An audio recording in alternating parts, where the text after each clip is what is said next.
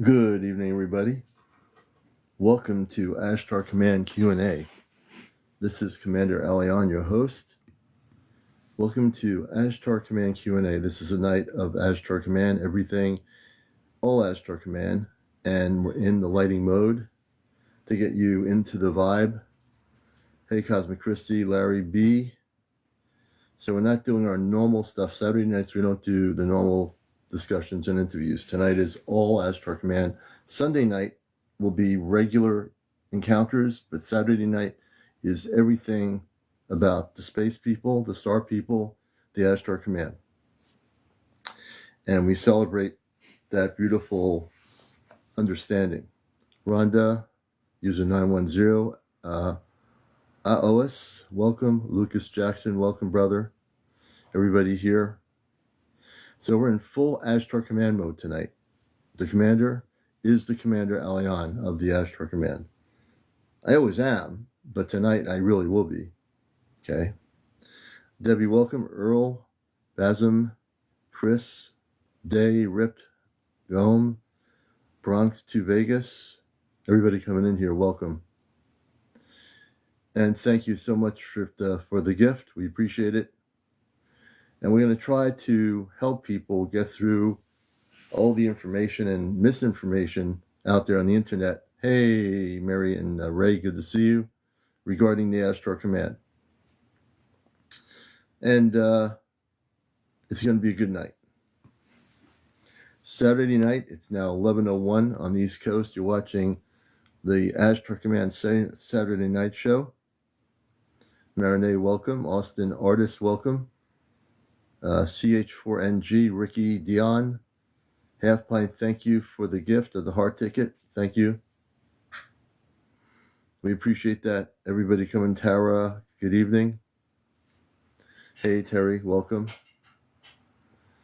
And I'm excited. I'm always excited about doing these broadcasts, but I'm always really excited about the Ashtar Command because that's who I am. That's in my heart. That's in my soul. That's where I come from, in truth. And I am willing to state very clearly, I am a space person in human form. I say that without any hesitation. I am a star person in human form. No snow here, Half Pint. Northwestern Connecticut, a little bit, but not much. So I really speak in my truth here to you as a star person tonight, as an Ashtar Command person on Earth mission. And our goal tonight is really just to educate people about the Ashtar Command, who've maybe heard of the name, don't have any idea what it is. I will help you understand that. Okay? And we hope that you will get a better understanding of who we are, why we're here, and what the purpose is. I want to thank you for the gift. I appreciate it. Hello, Eva. Welcome.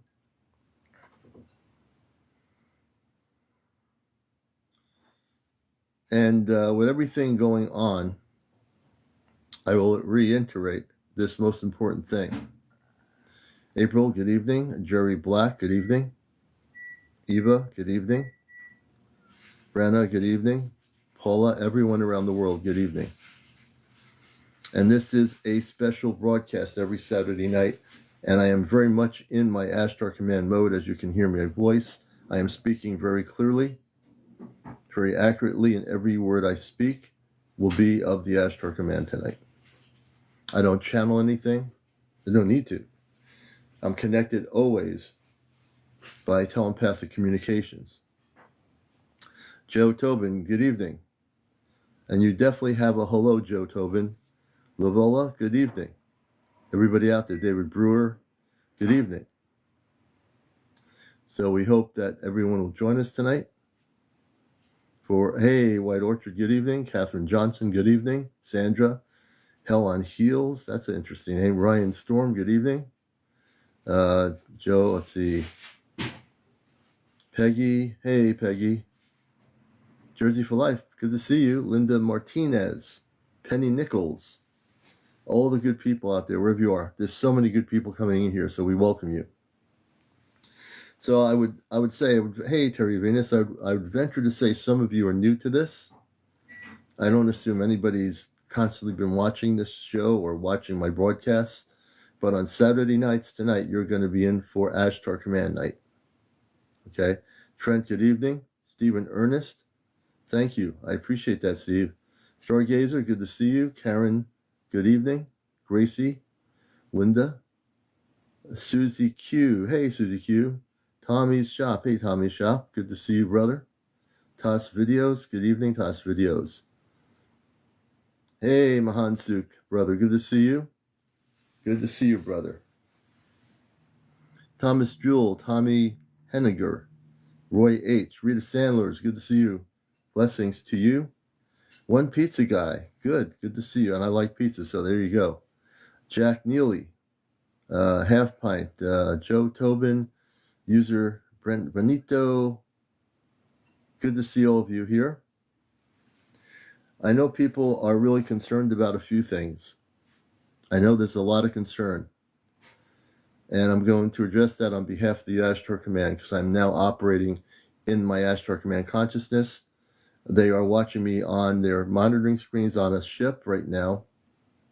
I don't know where the ship is, but the ship is near the Earth. And they are watching me on a monitoring system. Susan Mary, good to see you. Welcome. And I've been wondering why I've been feeling so weird the other day. I was like, Friday, I was feeling like really weird energy. And I'm saying, why am I feeling this way? So we're going to get into things here. And we're going to take your questions and try to help you. So everybody, welcome here. Hey, Chesno. Chesno is also one of our Ashtar Command people of our 5 group that will be joining me, April, Johnny, and also Kit Kat coming up some point within probably the earlier part of 2025, going on board ship. So let's get into it. We're going to go full-fledged in my energy Ashtar Command. I'm already prepared to be that way, so I'm going to be strictly Ashtar Command energy tonight. And you'll already feel it. I've been putting it out there before I went on my broadcast that people feel the Ashtar Command energy all over the world. And we'll start with our broadcast here, which we're already doing. So I know there's a lot of concern around the world about the dangers of nuclear conflict. The human population is worried about, they don't say it, there are people worried out there, I understand. And I want you to understand the most important thing you may certainly understand now. The threat of, and I must address this issue because it's becoming more apparent in the news. I do monitor the news to see what's going on. That's one of the things the command for years has had me do. I don't stay focused on it, but when it's things like potential nuclear war or threats of nuclear war, then the command is concerned. Okay? So please stay focused if you can. It's really important. There will not be any nuclear conflict. That will not be allowed. As I stated before, and I'll state clearly, I know on the ships they're watching the broadcast, there will not be any of that allowed on this planet. This planet will not be allowed to be in conflict. These weapons that they have that they're threatening to use will be dismantled and neutralized within 2 seconds. Ryan Storm, thank you. As I speak now, hear my words, hear them clearly. I'm not channeling anything. I'm not channeling some space being. I am speaking direct to the people of Earth.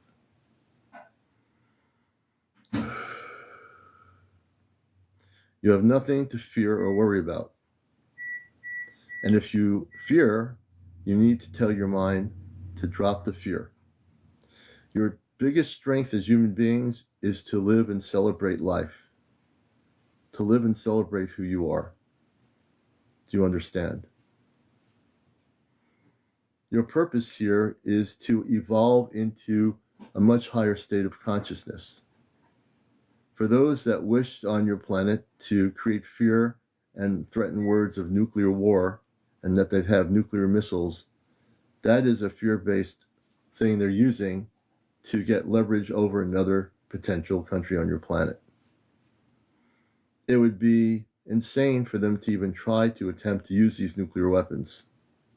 The reason being, they would be neutralized. Fear is an illusion. Very much so. So I'm starting the broadcast here because there was a question about this, and I'm sure many people silently have been watching things that are fear-based on TV. And if you see any of those things, the people that are creating those posts are promoting fear. Okay? No leader in the world, no matter how insane they are, is going to try to use those weapons because they have a lot to lose, and they know it. There is not going to be any nuclear conflict on Earth. Do you trust what I'm saying? Because I'm speaking truth. I'm not creating an illusion or a fantasy of truth. I'm creating truth. I'm speaking the truth. I sense energy from all over the planet. Okay? There are more things I sense than even people even know on my broadcasts here that I quietly sense. I don't always express it. But I can tell you that the planet is going to ascend into its state of peace. Now, what does that mean, ascend into the state of peace? It means that we are now going forward. We're not going backwards into a period where there's conflict. You know? Those on the planet that have done wrong are being exposed. And that's part of the liberation of your planet, is to expose those who have been hurting the planet, whether it be with nerve gas, nuclear weapons over the last 70 years, whatever that's been, it's being exposed. We've talked before about the Earth and about those structures of control that you call governments on your planet. Those structures of control are going to organically fall apart. And that will start happening after contact in 2026. And right now, what you have to be aware of is that we are going through very major transformational shifts. All of you are. You're going through it individually, emotionally, and I completely get it. Everyone here, if you look in the mirror, you're going through emotional shifts right now on this planet. And some of them are bringing you down and up, and you're going in all kinds of crazy directions. You don't know sometimes which way to turn. Correct? Correct.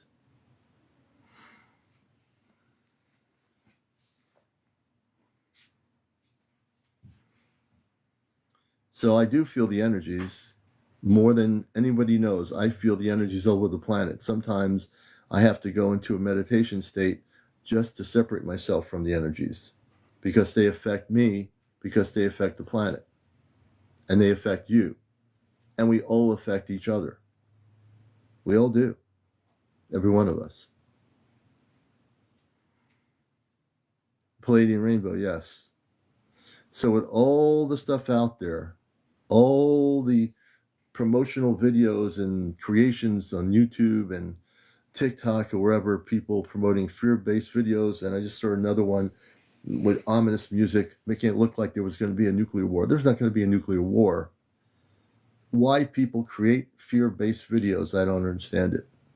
What's the point of that? How does that educate the public or humanity? It doesn't. It just presents more fear into the human consciousness. So the human consciousness doesn't need fear being presented, imagery of fear, because that doesn't solve anything. That just creates more fear. Okay? That's what it does.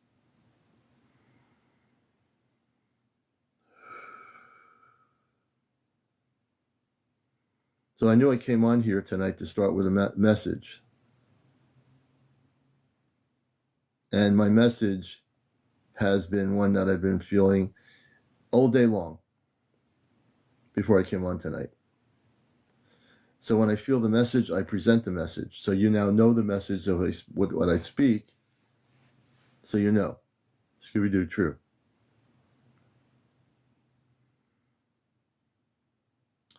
Very good question. How do you decide when to keep things to yourself, when to share? It's a knowing. It's a knowingness. And I know when I speak about this fear and the nuclear war potentials that people are thinking, I'm feeling what consciousness is feeling, but not always saying. I do feel consciousness. I do understand consciousness.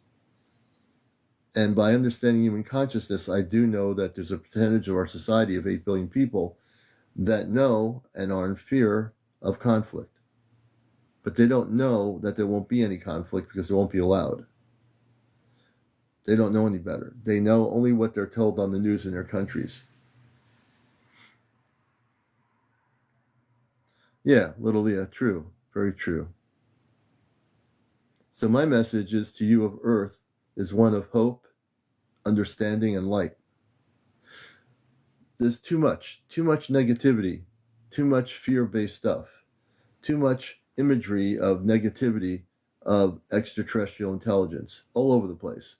Some people don't even realize what they're doing is, even if they're not trying to promote that, but using the imagery, they're promoting it. I don't use any imagery on my broadcasts here that are fear-based. Ever. Ever, ever. Because that's not what it's about. When contact happens, it's supposed to be beautiful. It's supposed to be the imagery of people that look like you and me, that are beautiful people, that have families on other planets, not unlike on Earth. The only difference is they've had eons of time to be spiritually more advanced, technically more advanced, but very much spiritually more advanced than Earth people. Why are they spiritually more advanced? Because they've had time, eons of time. On Earth, many of you have come here. Some have forgotten who they are. Some of you have remembered who you are and where you come from. Why is that? Because it's time to remember. It's time to remember who you are, the beauty of who you are. And when you look in the mirror at yourself, at your human form, understand no matter what you look like, you're beautiful. And if anyone ever tells you you're not, do not listen to those words. You're all beautiful. Every single one here. Every single person. Man and woman. Every single person here is beautiful. And when the Ashtar Command makes contact with you, when contact happens, they'll look at you as beautiful. For the first time meeting you, they'll look at you as beautiful. There'll be no misunderstandings about that. There'll be no judgment of you. When the Ashtar Command people from other planets come here to make contact, they will look at you as people that they've been waiting to meet for a long time. Many, many, many moons.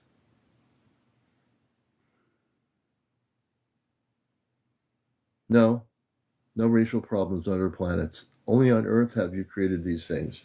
On other planets, everyone lives amongst each other in a complete harmony with the Creator. On Earth, you don't because you've been separated from that. Totally, Danny, good question. You've been separated from that. Because of the separation, the planet has not been able to live in an harmonious relationship with the Creator.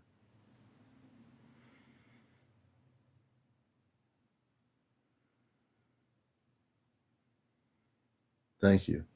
When I speak as an Ashtar Commander here in human form, I'm speaking in full consciousness right now, my Ashtar Command space consciousness. If I were in my body in stasis, I would be speaking this way. You'd see me as a taller person in my body, my space body.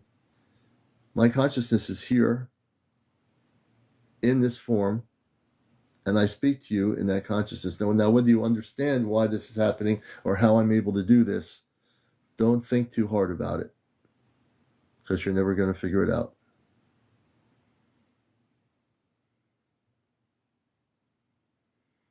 Darren Steele, thank you. We don't have time. Well, In a sense, we don't have any time, but we don't have time because Earth is based on time. We don't have any time to waste. Every moment is precious of our time on Earth because you live in time. Every moment of our Earth, our timeline here is precious. Barbara, separated Gov. When you say separated, can you explain?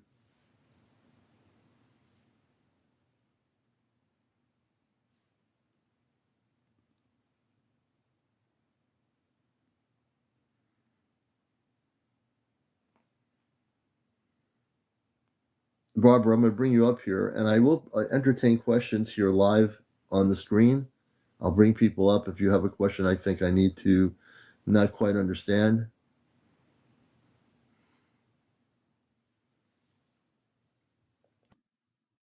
Good. And Barbara, we're going to have her on. This is CmdrAleon with the Ashtar Command. Barbara, good evening. Welcome to the program. Hello. Hello. I'm good tonight, thank you. I just like to know if anyone can explain how we got separated from our families to begin with. Oh, your space families, you mean? Yes. Oh, I can explain that to you. The reason why you didn't really so much get separated, you don't remember, but you actually, when I used the word volunteer, on another level, you volunteered to come here. Your Earth family that brought you into this world, just like my Earth family brought me into this world, same situation. So you're brought here, you're forgetting that you came here for a purpose. And part of my thing here with Ashtar Command Night is to help you remember who you are. It's not that you were separated. Your space family's out there, and you'll be reconnected with them once we have contact. So you're not separated.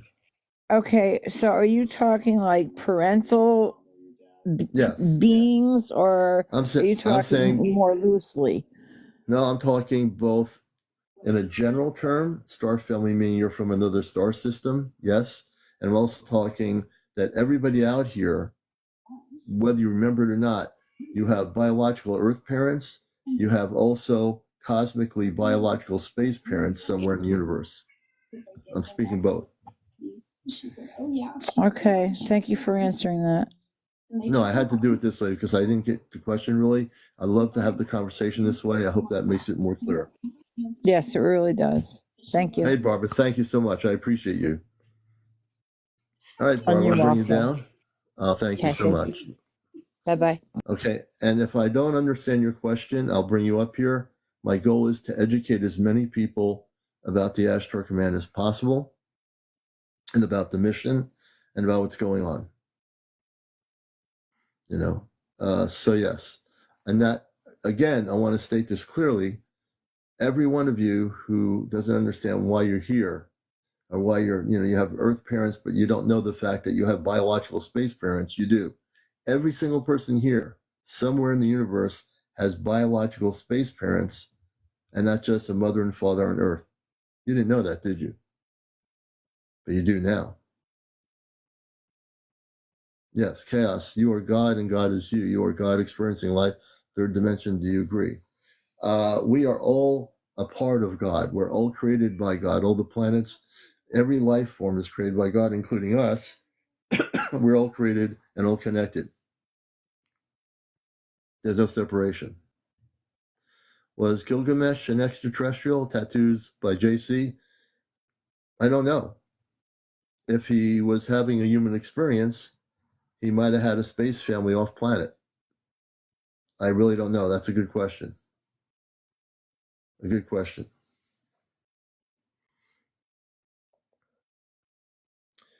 Feral Cats, welcome. Athena Miller, I've always thought and had a reason for being born on Earth. Yes, Catherine. And that the reason why now you had that thought is because if you listen to the thoughts within you, the reason why you're here is because you came from somewhere else. And that goes for every single human being on here. Whether you completely understand it yet or not, it's okay. If you don't understand how it's possible that you came here and you have a space family that is a biological family, that's okay. You're not going to understand it right away, but you do have a biological cosmic family. My mother, my father, my two sisters and brother are on a spaceship, and we're all connected.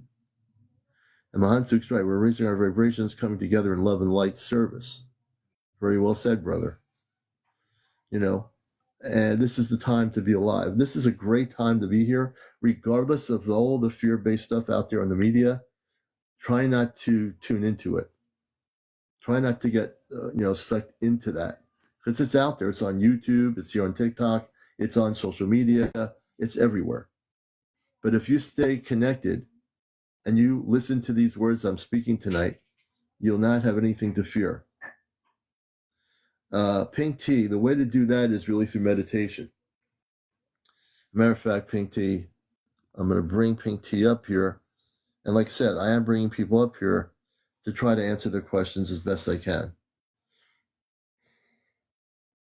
And I will bring people up here live if you wish to come up here. Instead of just doing a sentence and you're able to come up here on audio, I'll be happy to do that. But it's crucial if you want to make contact with your space family. Pink tea's coming up good. Good evening, Pink tea. Welcome to Ashtar Command Night. Evening. Can you hook a little bit into your mic or your audio? Are you there? I can't hear you. You're sounding really low. Are you there, Pink tea? I don't think they're there. Pink tea, you're there. All right. Not sure what happened to that person. But I would say, Pink tea, the best way to connect with your space family is to really focus on meditation with higher frequencies of music and going within and meditating using Om or You and asking yourself within to connect with your cosmic Christ space family, and you'll be able to do it. I'm not sure about the Akashic records. I think those are two separate things. Med beds have nothing to do with the Akashic records. The med beds are things for healing, for different things that humans have. The med beds are for that purpose. This question of the Akashic records, I think, is a whole separate question. When you go and make contact on the ships, when they make contact with the people of Earth, I think you then will have access to what you call the Akashic records when contact happens. So my answer would be yes, you will have, just like going to a public library in New York City or France or something, you'll have the ability at that point to connect with the Akashic records when major contact occurs.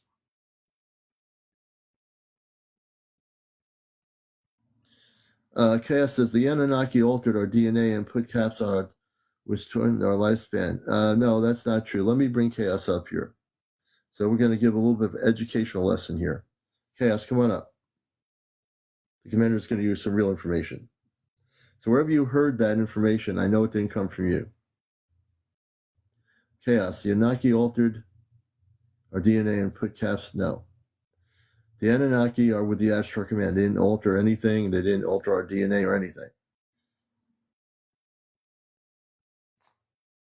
So Chaos, come on up. If you can. Okay, when we get access to the med beds, okay, I did answer that question. No question is that way. Umbra, what's your question? Catherine Miller, I have been through a lot of dangerous, and I always felt like someone was helping me. Oh, thank you, Ryan. Let's see. Sammy Kapelos, welcome. I hear nothing. Brianna, please call me Commander and drive. Let's see. I heard like humming. Hey, Kit Kat. Okay.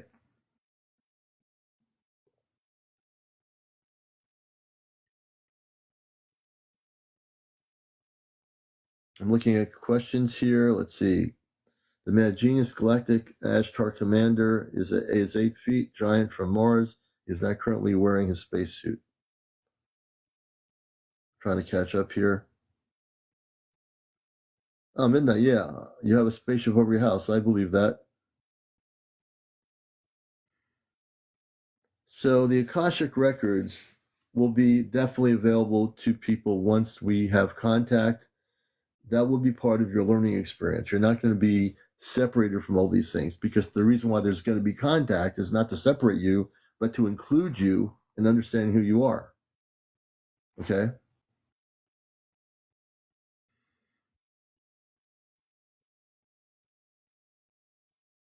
Hey, Lacey Willow, welcome. How come they allowed us to use nukes last century? So understand, I'm going to bring you up here to answer that question. I'm reading, I think it's AOS 14 Umbra. So the reason why there was, in the Cold War, which I grew up in, growing up in the 60s, I didn't know anything about the Ashtar Command when I was a kid. I had my contact with the space people when I was a kid. The Cold War is what brought the Ashtar Command and the space beings here to stop us from blowing up our world. So we have to look at is the reason why your planet is still here, what you call the Earth, because all the nuclear weapons in the 1950s and 60s, after the Hiroshima and Nagasaki incident, that drew beings from all over the universe to come here and stop us from blowing up our planet. The reason why people are here now is because the Ashtar Command protected the Earth from being destroyed. Way, even before some of you were born. They stopped the nuclear silos. There's been documented history of people that worked in those silos saying that they had flying saucer craft or something over the silos, and they shut all the nuclear facilities down, the missile silos. And the reason why you're alive today is because of the Ashtar Command. They saved this planet from being destroyed, and they will not allow this planet to be destroyed now. Good question. And when they did use the Hiroshima Nagasaki hydrogen bomb, that energy reverberated beyond the planet Earth, which affected many, many planetary systems and many solar systems in this universe and beyond. That's what drew the Ashtar Command and space people here. Good question.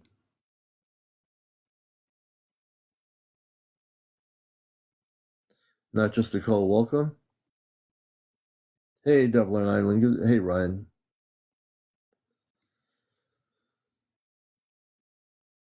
I'm just trying to catch up here with questions. Let's see. I'm scrolling. Raleigh Courtney says, I think I was visited.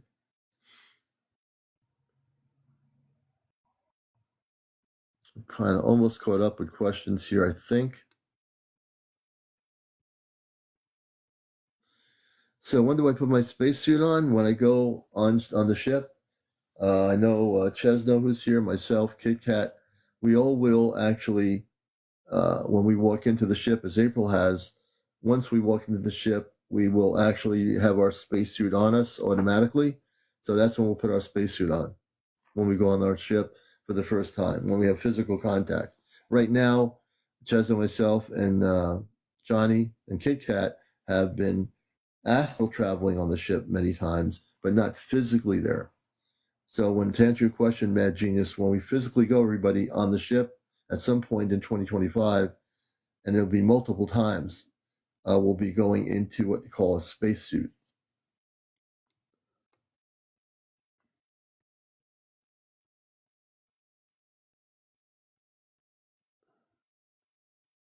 Oh, you're welcome, Ryan. Let's see here.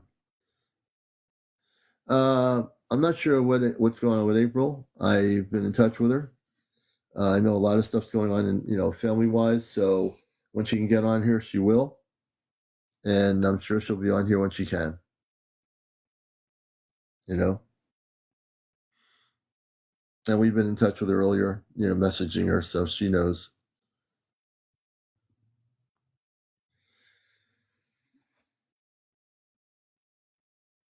Why are they allowing the current wars to happen? Well, the Ashtar Command is not allowing any wars. Good question, KK Holden. They're not allowing the wars to happen. The wars are happening without them allowing it or anything else. these things are playing out right now on the planet. But like I said earlier, all these conventional wars that are playing out, when contact happens, they're not going to be. These things will not be allowed. There's certain divine timing of things that are happening that will allow more and more things to occur to help the planet. As much as we look around, the best thing we can do is all be active on the planet who are here to help the planet while we're here. That's why we're here. We're here, all here in human form to help the planet, every one of us. The command depends on every one of you, believe it or not, every one of you to take charge of your life here on Earth to do the things to make the planet better until contact happens. That's those of you that are starseed. The reason why you are star-seeded here is to be proactive, shedding that light and allowing yourself to assist the planet to heal the planet. There are many, many starseed on here. Oh, you're welcome, KK. There's many, many starseed. Great question. There's many of you here that know who you are. You're the way showers. You're the ones who are going to make this planet better for 8 billion people. Out of the 8 billion, you're the ones who are here to help others. You're going to be the way showers of light for the whole planet, each and every one of you. It's so important that you realize that you're able to do that.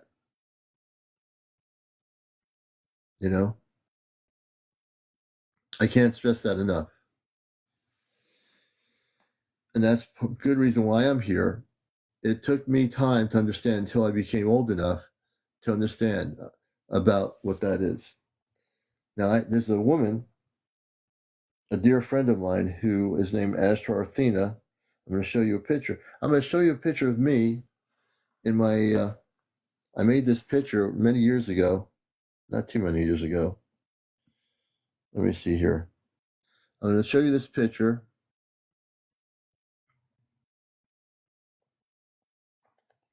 And let's see if I can flip the camera here. This is a picture of me. This is how I imagined myself a number of years ago. I think this is about 6, 7 years ago. I found this picture and I put myself into a spacesuit. So this is how I see myself in a spacesuit on the ship. CmdrAleon in spacesuit. That's when I had kind of a beard. So I wanted to show you this tonight.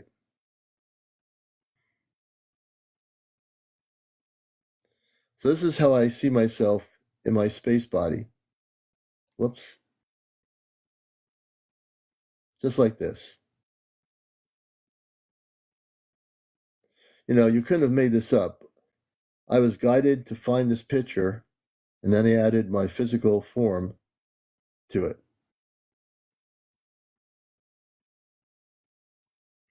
CmdrAleon. This is me, CmdrAleon, right here. Yes.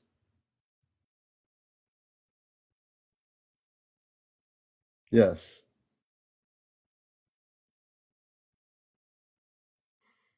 Yes, that would be true. What you see is true.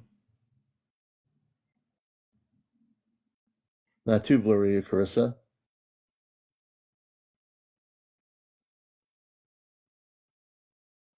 Not too blurry at all, actually.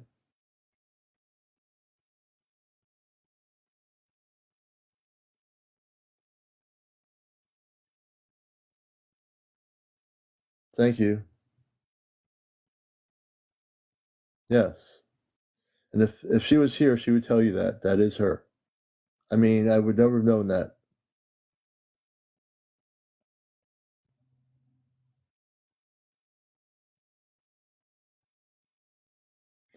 The other two, I'm not sure who they are.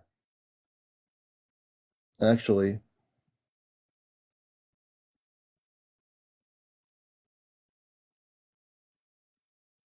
Uh-oh.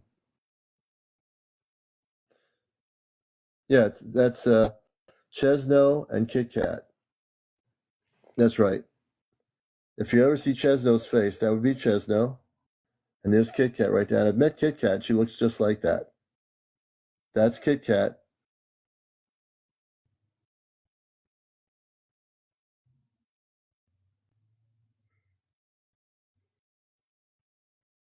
and we're all on the ship together, you're going to see us in our space. Well, you're going to see it. You're going to see that we're all in our spacesuits.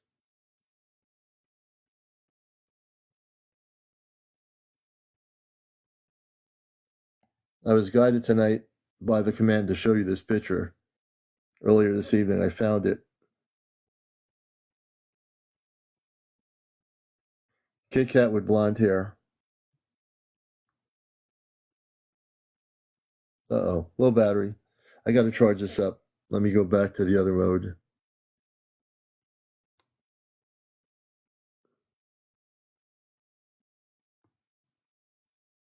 Okay.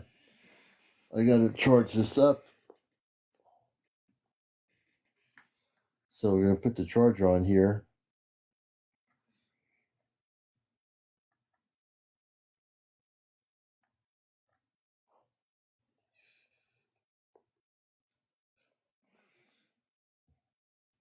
And we're going to charge it up there.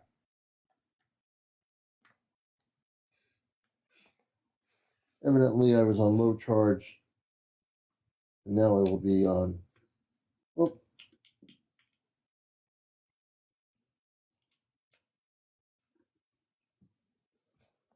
Sorry about that, folks.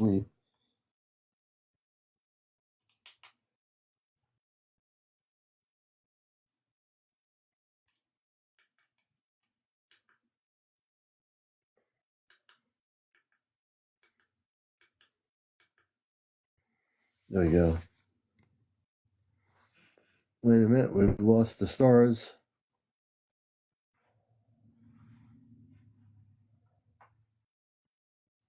Give me a second. We got to turn the light off.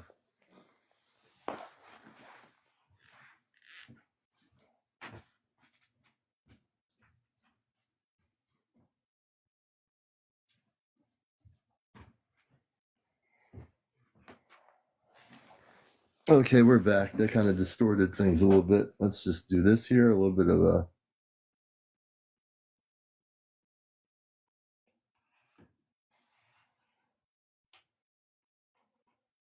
Oops. We just did it again.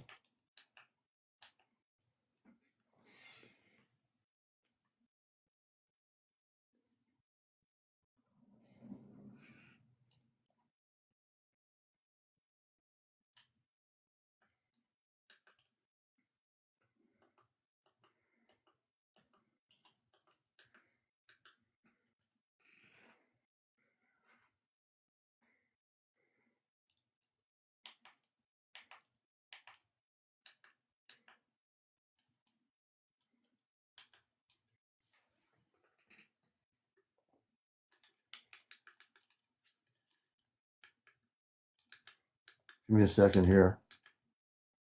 All right. Just for some reason.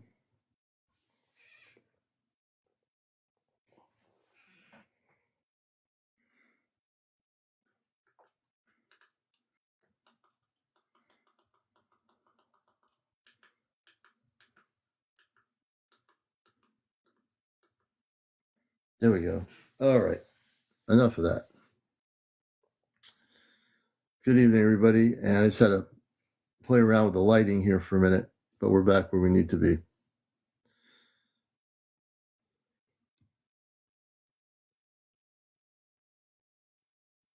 Oh, I don't know. Oh, good. I don't know why it didn't let you come up. That must be a TikTok glitch or something.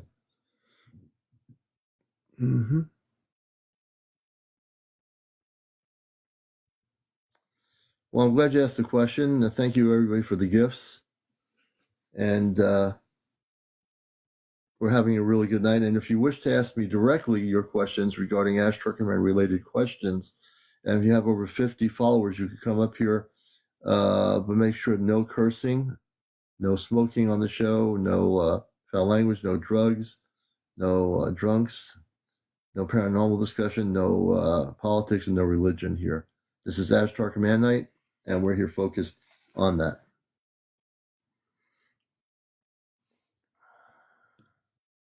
So, Linda, we're going to bring you up to ask me that question. You have 55 followers, so you're invited just to press the accept button, and you can come on live with me to ask that question about contact with your star family. Thank you, Ryan Storm. I appreciate that. I know of the Arcturians pretty good. The Arcturians are definitely tall. They're definitely blue. Very beautiful people, men and women and their families. And the Arcturians are also part of the Ashtar Command. They work in conjunction with the command on the missions. So if you were to meet Ashtar commanders on the ship, you'd meet Arcturians, you'd meet Palladians, Andromedans, you'd meet all types of beings or people from other worlds way beyond Earth. Some of them near Earth, some of them way beyond the planet. Lyrans, all kinds of space people, all beautiful people of light. Some of you have connections to those levels. Some of you have had in your dream state connections to Lyrians. Some have had connections to Syrians. Some have connections to Palladians, Arcturians, the Anunnaki, who some of my friends here, like Ray and Mary, and a few others, are having contact with the Anunnaki physically. So you have those connections, and it's a beautiful thing. And I know there's a mixture of people in here, so not everybody has had contact that way. But eventually you will. I was told I'm Andronon and Arcturian, and that is, and that's beautiful, And also the angelic beings are part of the Ashtar Command, They work in conjunction with the Ashtar Command. So there's many different levels of space people that are all working together for the betterment of planet Earth. Slay says, I've been on an Andromedan spaceship. Beautiful, see? How do they choose their leaders? Very good question, Danny. So I'm not sure how that exactly happens. That part I don't really quite understand, but I do know that the overseer of the Ashtar Command, which is going to blow some people's minds and it's going to bust the 3D world of religion, is Jesus Christ.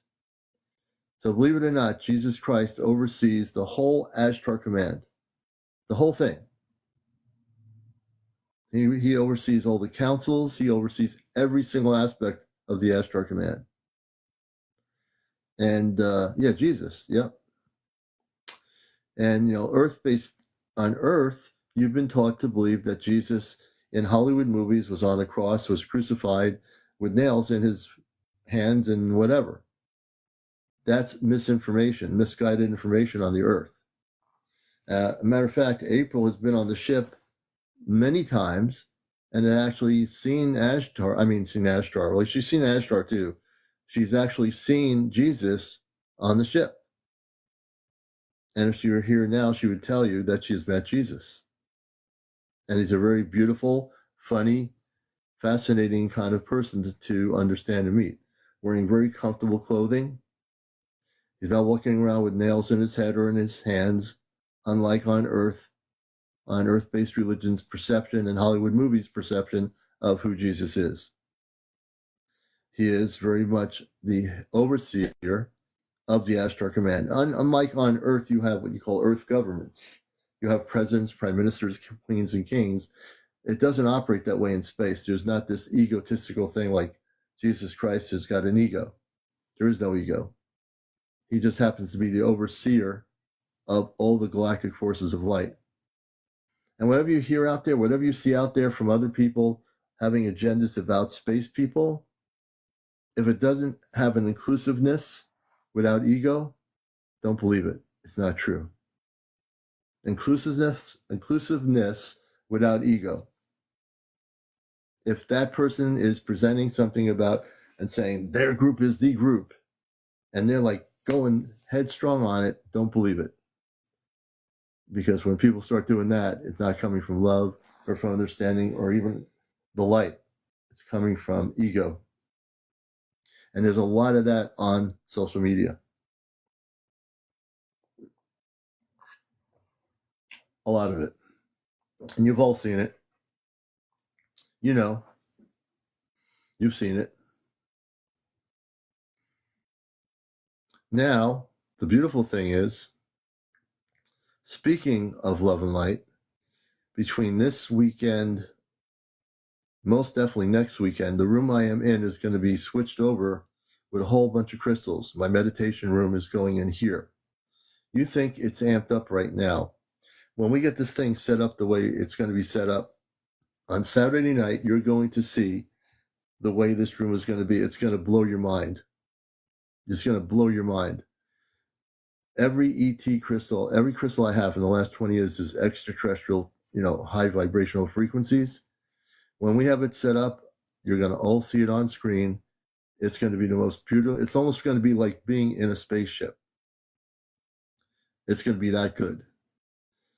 My amethyst crystal, which is pretty big, everything's going to be where it's supposed to be, and you're going to see it. The energies in this room are going to be so amped up, it's going to be crazy. It will be absolutely insane. So that's coming. That'd be sometime, and I'd say by the third weekend, or towards the third weekend, we should have everything, all the crystals set up here. Does Jesus like apple cider? I don't know if he likes apple cider.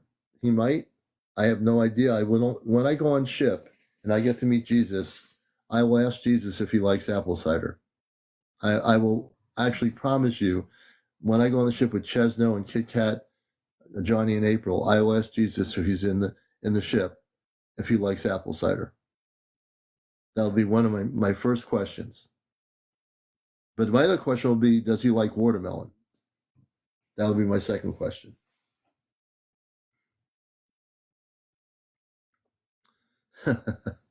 Good, Wendy. Yeah, good.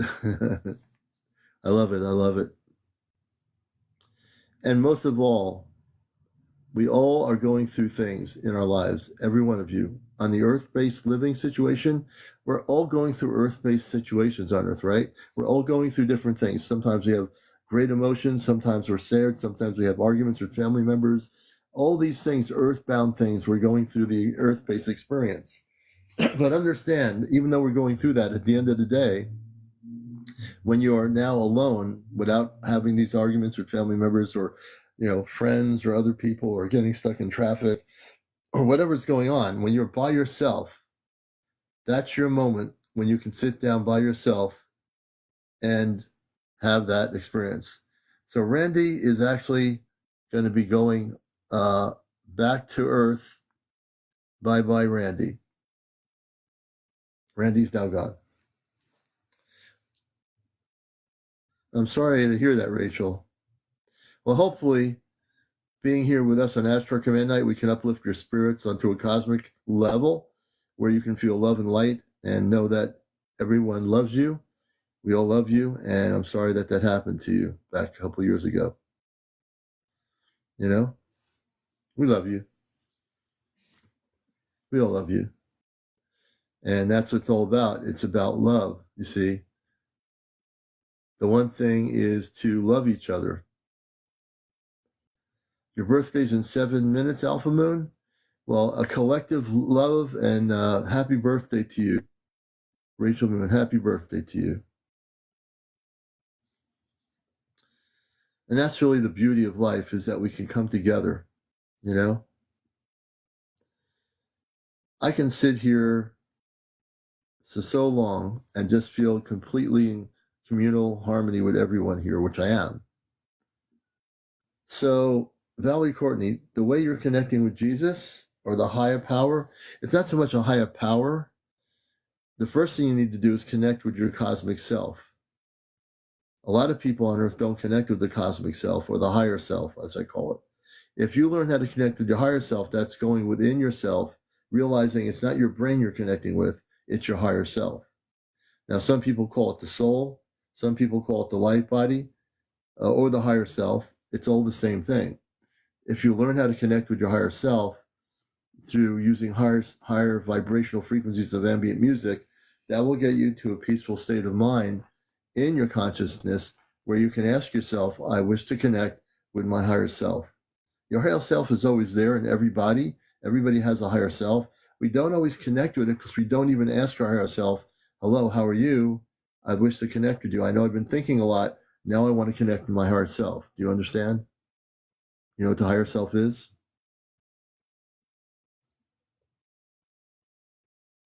Yeah, you can come up. If I can bring you up here as a guest, you might be able to come up on audio. Not sure if, oh, she's able to come up. And this is what I like. I want to educate people and facilitate this understanding of all these things. So Valerie, welcome to Ashtar Command Night Q&A. Are you Yes. there? Hello. Hi, Yes, good evening. I Nice to am. have you on. Can you hear me? Yes, welcome to our show tonight. Thank you, sir. Commander, I've been watching you for a couple of weeks, and I love your content. I've Oh, always thank been you. interested. I've always been interested in the skies. I sit out on the balcony and I watch the stars. I believe I've been visited, but I don't know for sure. Mm-hmm. My experience was that I was dreaming, I think, and I saw eyes looking at me in the bed through my window. Then I saw beings around my bed. They were tall. They had almond shaped eyes. Can't tell you the color. It scared me. I threw the covers over my head and I went to sleep. But I've always wanted to see a ET or a, a spaceship or whatever in the sky. Never did that I know of. But I've always been curious. I'm not afraid of them. I want to ask them, are you here or are you here to harm me? But I don't know. I'm confused. I'm 70 Well, years old. mm-hmm. And I'm interested in the skies. I always known that there's something bigger than me in the universe. And I just Yeah. don't know what it is. So here's the deal, because this is an Ashtar Command Night. You have to pick a good night to come on here. It's all, and I'm working my Ashtar Command mode as a space person. I can tell you, look at me right now. This is a good test. I did this with somebody about a month ago. Look at me right now. I see you. Look, what do you see? I see you. You just took off your glasses. Right, but what else do you see? Honestly, I see a man. After my experiences in my dream, I got scared and I just turned it all off. Mm-hmm. What if I were to tell you that I'm a space being? Well, I heard you say that in your previous shows. I've been watching you for a few days, a few weeks. I can't Okay, say you're lying. so I'll explain this to you. When I say I'm a space being, yes, I am human. I was born by human parents. When I say I am a space being to you and I say, look in my eyes, try to look, if you can, not just at me as what you physically see here. Look again. Don't think about it. What do you see?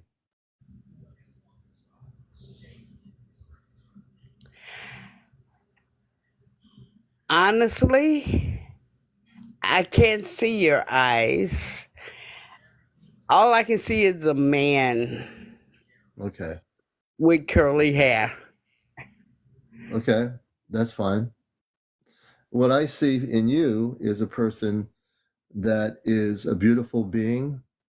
What I see in you is a person that yearns to make connections with the space people. What I see in you is a beautiful soul that is going to get there, no matter what your age is. It's no difference. You're going to see it when Thank contact you. happens in when contact happens in 2026, Valerie. You will see it. You will actually experience it. You will breathe it. You will feel it. You will know it. So there's nothing Will to I know? fear. will I know what's a right and what's a wrong? It's so many different people here on this earth that's preaching so many different things. I don't know Yes. what to think. Right. Well, there's a lot of misinformation that's preached on the social media, on cable TV, on cable channel shows, a lot of misinformation. Okay, so again, I'm going to take my glasses off here. I want to do something for you, and this is Ashtar Command night. I'm going to do this in my Ashtar Command mode. I'm going to take away all the confusion from your consciousness. Would you like me to do that for you? I would love it. Okay, everyone, I am going to my Ashtar Command mode as a space person. I will get rid of all the fear-based stuff in your consciousness right now. It'll take me maybe 2 or 3 minutes. I want you to close your eyes. You're most welcome. And as you close your eyes, I want you to breathe in deeply. I want you to breathe out of your nostrils about 3 or 4 times. And I'm going to take all the fear within you away. There'll be no more fear. There's nothing to fear except the fear itself that is within you. Do you understand?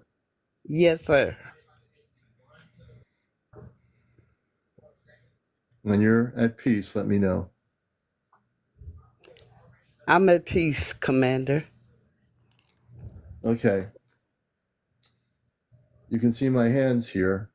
What I'm going to do, I'm now going to send energies of beams of light, but I'm going to be using this beam of light to calm your energy.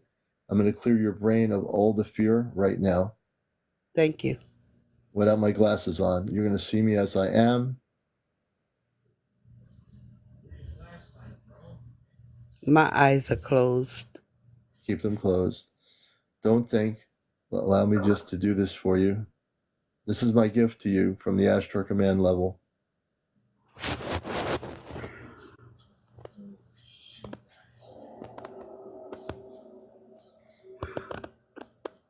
You should start feeling energy coming around your head.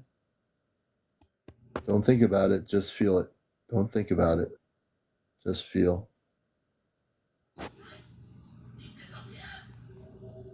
Just feel. No fear, no fear. I feel Only love and light. I feel pulses of light in my closed eyes. Yes. I'm clearing all the energy of fear out of your brain, out of your consciousness. I'm taking it all away, all away. Nothing but love and light. Nothing but love and light around you. Love and light. Nothing but love and light around her. Love and light. Nothing but love and light around her.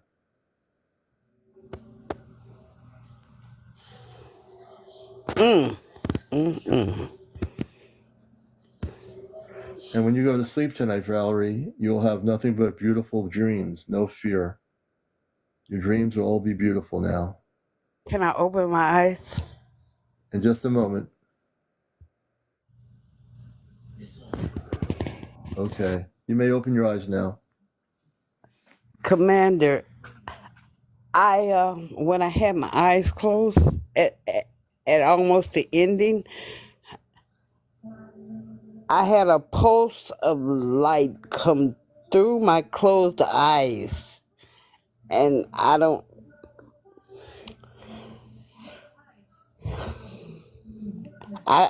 want to thank you. I don't know what to say. I felt a pulse of light come through my closed eyes. There's not much you need to say. Just understand what I just did for you was out of love. That's my mission as a space person. One of them. Commander, I thank you for your gift and what you have given me. I've always lived my life as seeing people with an open eye and treating them the way I wanted to be treated. That's the way my grandmother raised me. I never saw harm in a person unless they showed it to me. but I haven't received that same energy.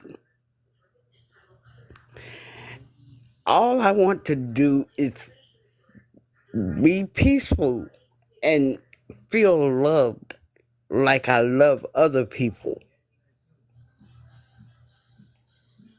Yes. And you will now go forward. You're now able to go forward. Don't listen to any of the other things out there. It's all based on fear. Your basis of who you are is based on love, and your consciousness has now been shifted with the work I just did in the last few minutes. I cleared all the fear out of you. You'll have nothing to fear anymore. Thank you, Commander. And one last question. I don't know if you deal with this, but I have one last question. I was born in July. My zodiac sign is Leo. Is there any cosmic family out there in the Leo constellation that I'm connected to? Well, it has nothing to do with that situation. What I will say to you in these terms is when you go to sleep, Valerie, I want you to focus before going to sleep on I'm going to do one more thing here. I want you to say this. This is really important in my Ashtar Command work. I want you to close your eyes before I answer that question. Close your eyes, please. Closed. I want you to say, I, Valerie, am a cosmic Christed being. Am a Christ. Repeat that. I am a Christed being. A Christed cosmic being. A Christed cosmic being. Of light. Of light. I am now free. I am now free. To make contact. To make contact. With my star family. With my star family. And you will. Thank you.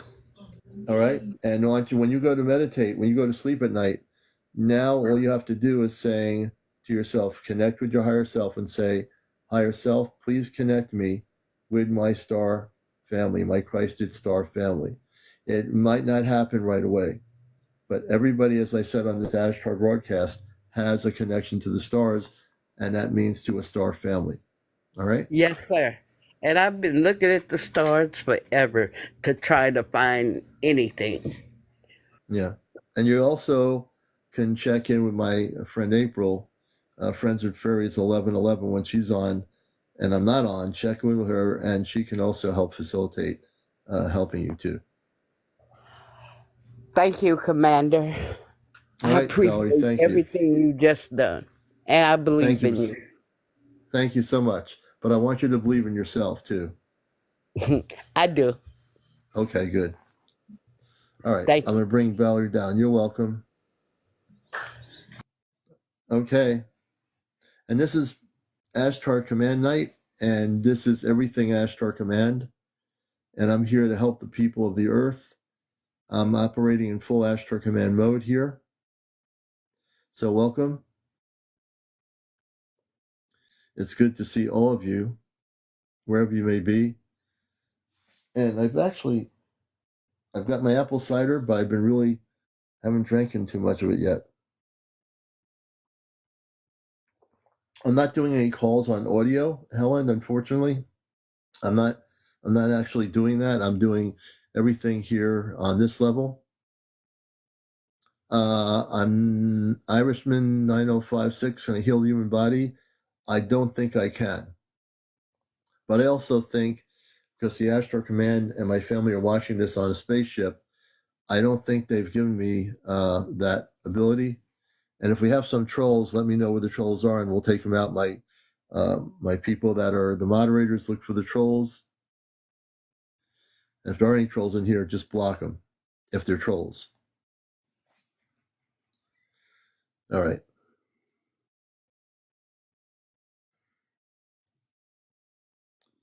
And again, if you do have questions related to what we're talking about, Ashtar Command Night, I'm totally open to having you on live with us. You have to be over 18. No smoking on the show, no vaping, no drugs, no drunks. No cursing on the show, no paranormal, no politics, no religion, no kids. Those are the parameters. All right, so my moderators know what to do now. I just gave them some directions if we have any trolls on here. Oh, you're welcome, Valerie. You're a blessing. Thank you for coming on here.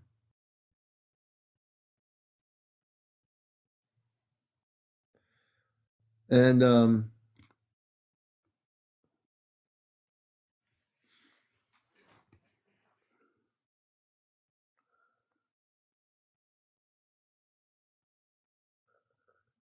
yeah, again, and we want to keep it focused on Ashtar Command Night. That other person, Mahansuk, I think unblock that person. I think I know who that is. I don't know what they said, but I'll just let me see who they are, depending on what their comment is. Irishman says, I met a yellow when I lived in Miami, Florida. Okay. Oh, but you didn't. Okay.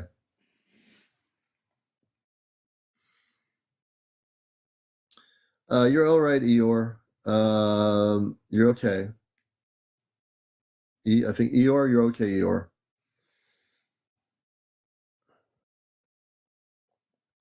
And welcome everybody to our night of Ashtar Command Night. They unblocked you. It was a mistake. We got you unblocked, okay? Let's see. Evening, Commander from Pittsburgh. Good evening, you. Say. And if I just said let our moderators know, if I see a troll comment, that is a troll comment, go by my directions on that. I'll know whether it's a troll or not. Hey, Linda. Welcome to our show. Elvira, thank you for the roses.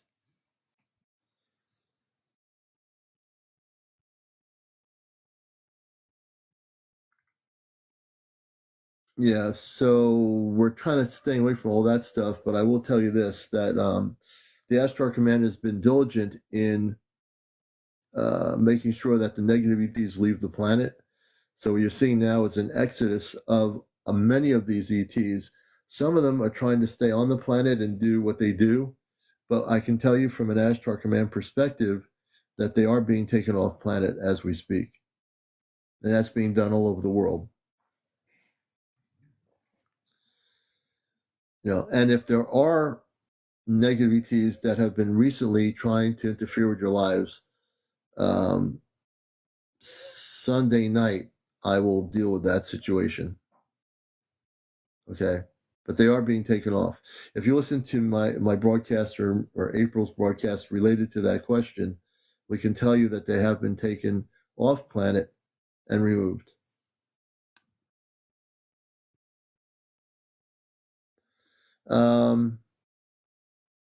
Okay, and again, if you're coming on live, it has to be focused really, really, really on Ashtar Command Night. So I have Keith in here. Keith has been on here before. We'll bring Keith on. And if any of you out there have questions that are related to the Ashtar Command contact and the things happening, I'm happy to answer those questions. Hey, Keith, good evening. How you doing? We're doing well. Yourself? I'm doing all right, Commander.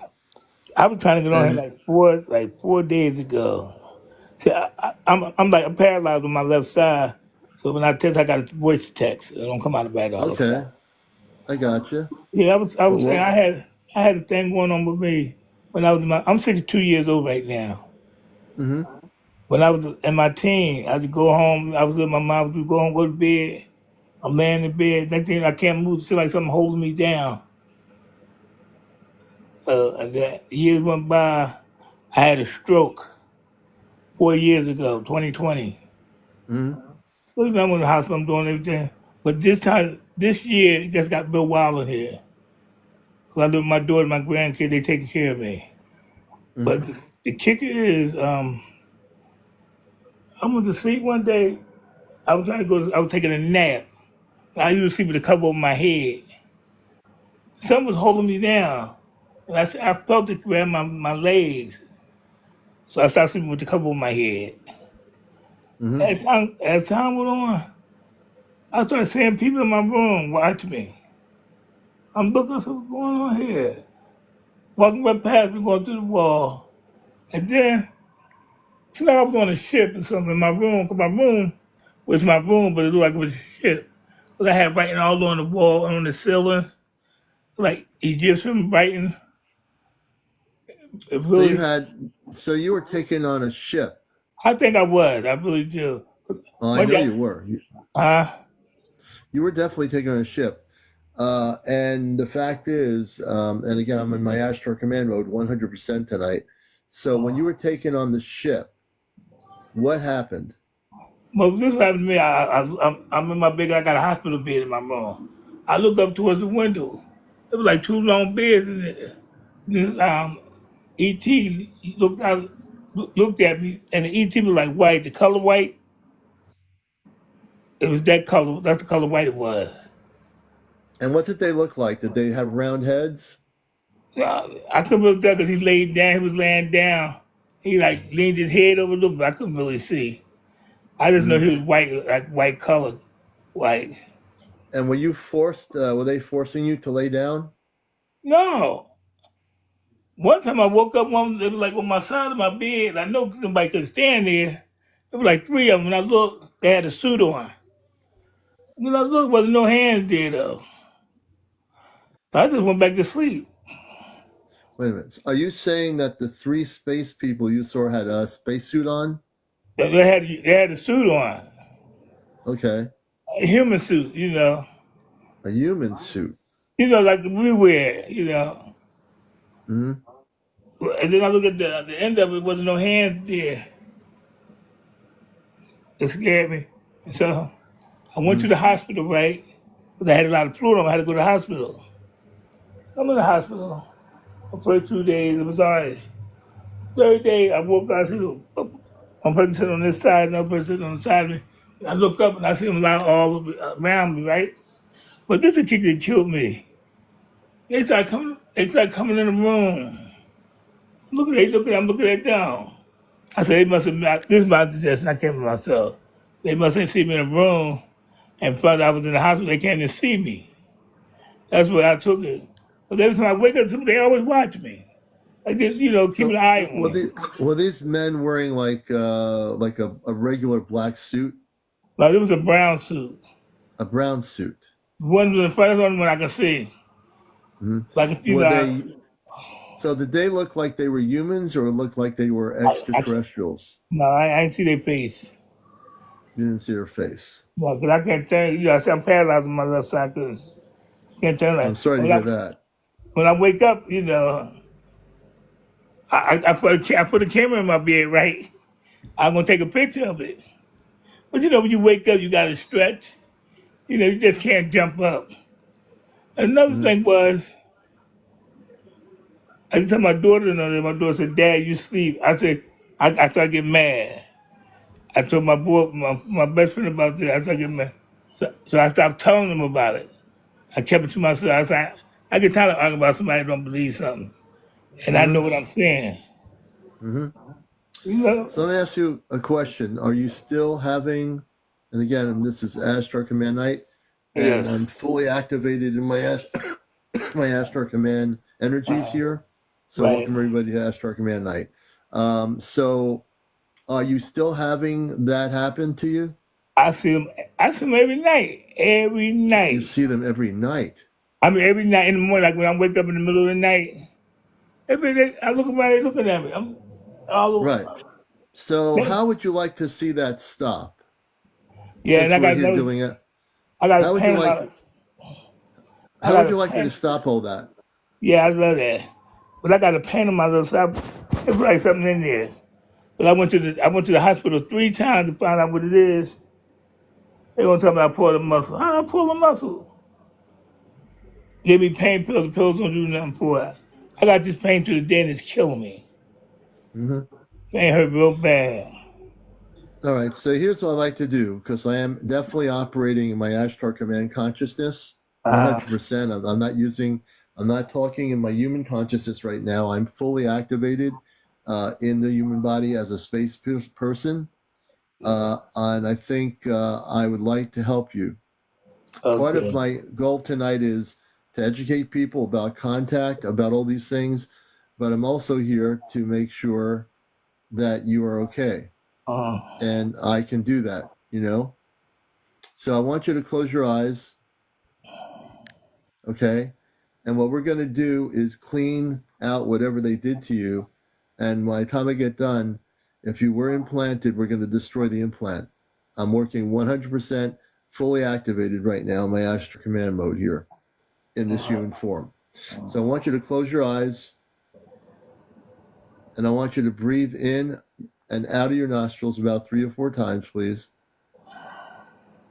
My name is CmdrAleon. For new people here, I am a space person. I am being fully out of the closet here tonight about who I am. I am also human, so I do have a human understanding of living on Earth, and I'm going to help this person. When you're ready to I'm proceed, ready. let me know. I'm ready. I'm going to use my hands here that seem to be just hands, but they're not just hands. This is an activation tool to help him. I'm going to start shooting beams of light over your head, and you should start feeling them in a minute.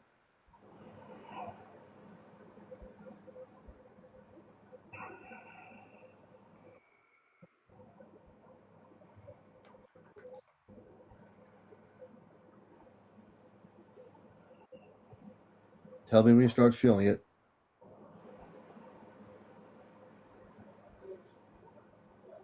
Turn your brain off. Just let it go.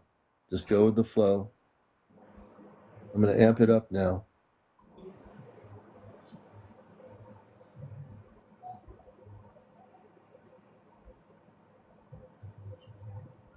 I'm starting to feel the energy from you. You should start feeling heat energy coming through.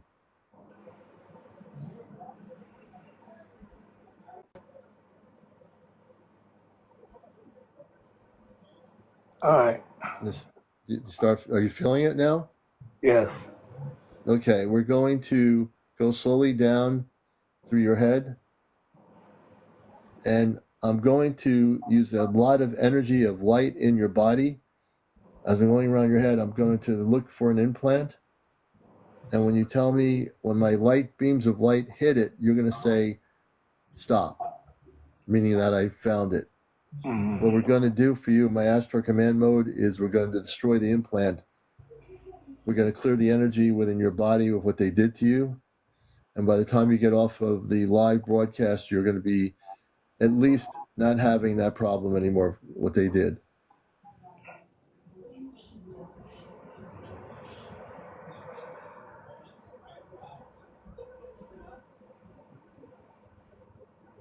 Okay, we're still working around your head area.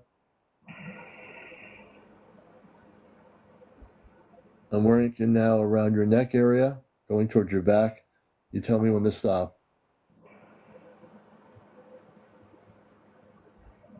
I'm going on the back side of your neck. I'm going to shoot a lot of heat beams of energy into the neck area and also from the side area. And you'll tell me when I've hit it. Tell me to stop. It's right on my left side. It's on the where? It's on my left side, up by my chest. Okay, we're going to go down to that area. Mm-hmm. When I get to that part of your chest, let me know. Almost there. I'm scanning all areas of your chest right now. Tell me when to stop. Stop. Okay, I'm going to neutralize it. Don't keep your eyes closed. I'm going to destroy the implant. And when I take it out, once it's out, you tell me that, okay, it's out. You're going to feel it. When I pull it out, you're going to feel a little bit, but you're not going to have any pain. Okay. So I'm going to take it out now. I'm working in full Ashtar Command mode. I'm fully activated. Completely activated. Nothing will stop me from destroying this implant.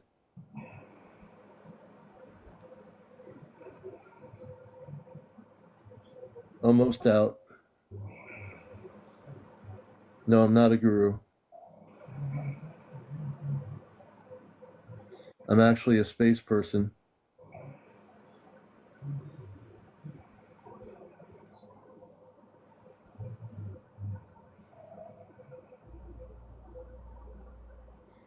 Almost out. Now I'm going to pull it out. I've broken it into two pieces. I'm taking it out from two ends, and I'm going to destroy it now. I'm going to shake it on both ends so you know it's being pulled out. Almost out. Tell me when it's out. Almost. Almost. Almost.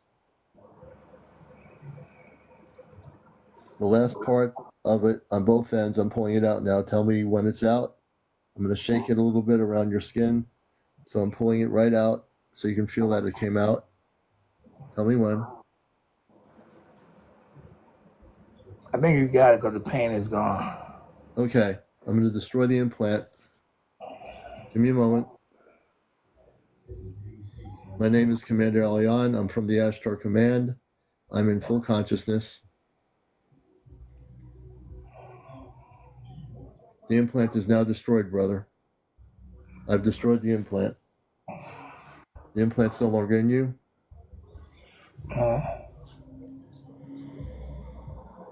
But I'm not done yet. I want you to keep your eyes closed. Why is it so close? I'm going to put a protection shield around you. This is going to be like a thin suit of light around your body.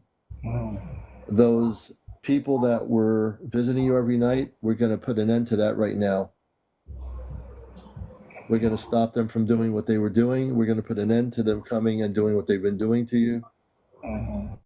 Give me a second. I'm putting a level of light, a light suit on you. Keep your eyes closed. You should start feeling it around your body. This is my gift to you from the Ashtar Command levels.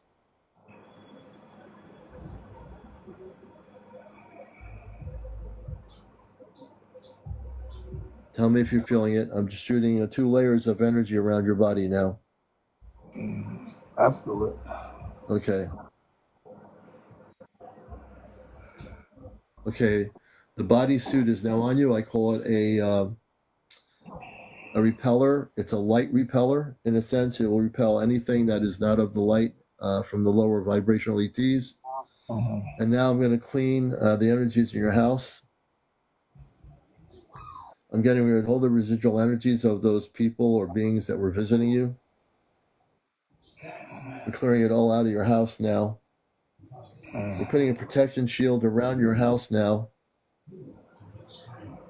It's an invisible shield that will not allow them to come and take you on their ship and do whatever they're doing. We're now stopping that completely. I will not allow it. And I'm saying this clearly to them.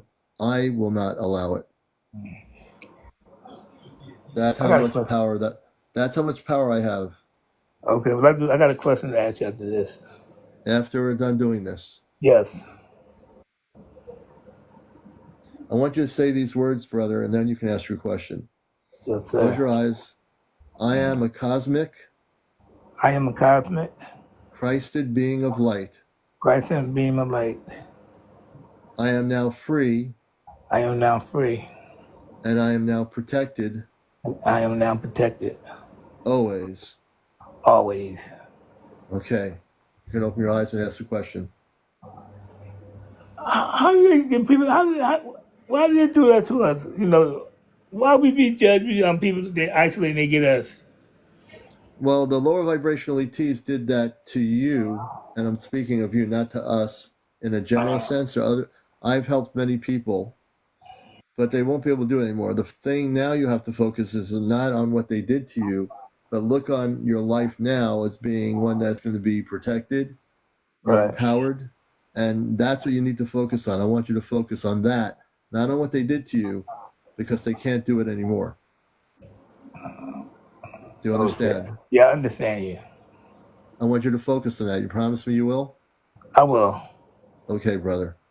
Keith, thank you for coming up here, and I'm glad I was able to help you. Thank you. All right. You're a blessing, You and you just are saying. loved.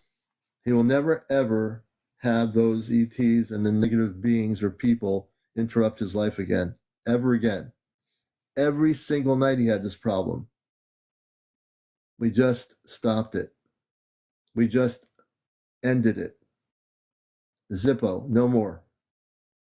You see, when I am here in my Ashtar Command mode, as I am right now in my consciousness, there is nothing that can stop what we are doing or what I am doing, because I'm going to complete the process. Yes, he was much calmer. And that's part of Ashtar Command Night, is to help people. That's why we're here. We're here to answer your questions and to help people. That's the essence of being, truly, of who we are.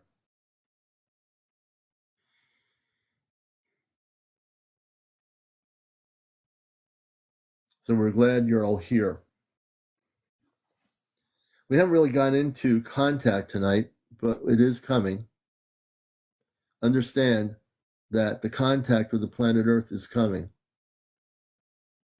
And we'll have to keep saying it so you finally understand that it is true. The very well-being of this Earth is up to you. Each and every one of you have a part to play in what's going to happen. It's not one-sided. It's not just space people coming here and saying we're here to liberate the planet. It's up to each and every one of you to be participants in this as well. Yes, Alpha Moon, they do. The beams of light, yes, they do.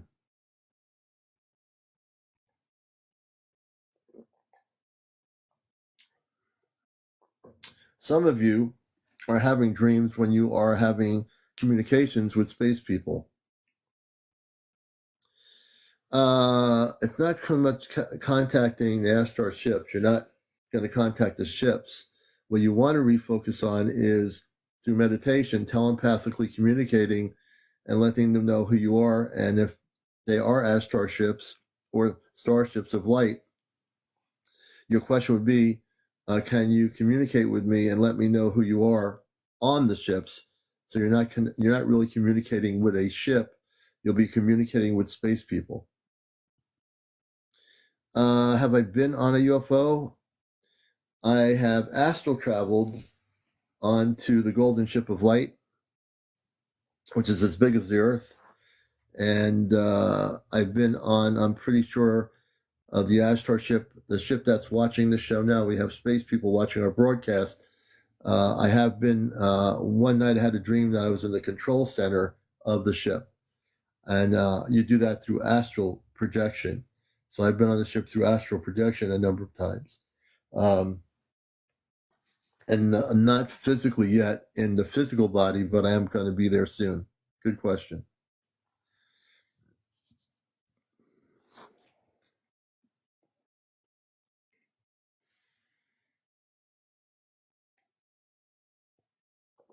And we'll be going on till about 1 a.m.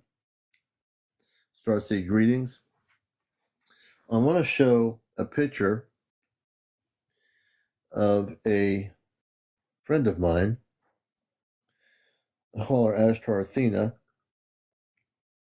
She doesn't have TikTok, but she is a person that I met many years ago who woke me up to my understanding of who Ashtar was.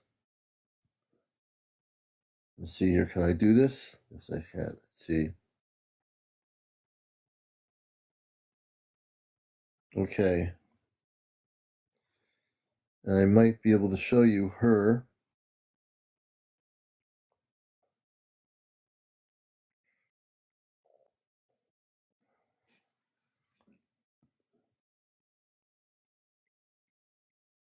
I'll try to see if I have a picture. I don't think I do. Oh, yeah, I do. Here's a picture of my friend Ashtar Athena. Let's see if I can do it to you this way, maybe. She's Venusian. Let's see if I can show it to you.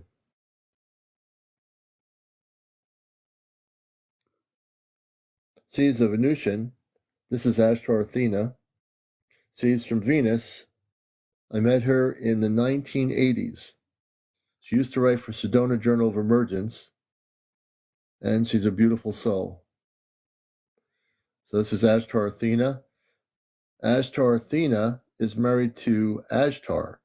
So Ashtar is married to Athena. So if Ashtar is on the spaceship that my parents are on right now, this is his actual wife. Her name is Athena. And she's from Venus.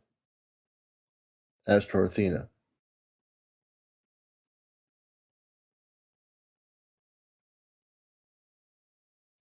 So I'm showing you people that are connected that I care about very much. And she is like my cosmic mother, in a way. She taught me so many things back in the days when I was just waking up. And her name is Ashtar Athena.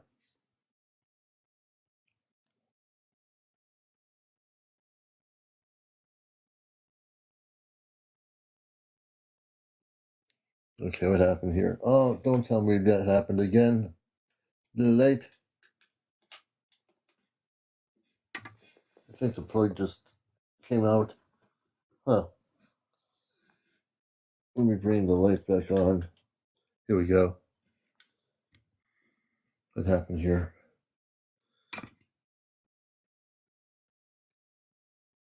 Okay. All right.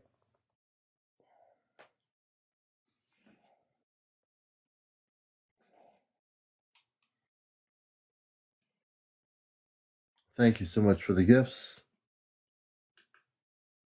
Thank you very much.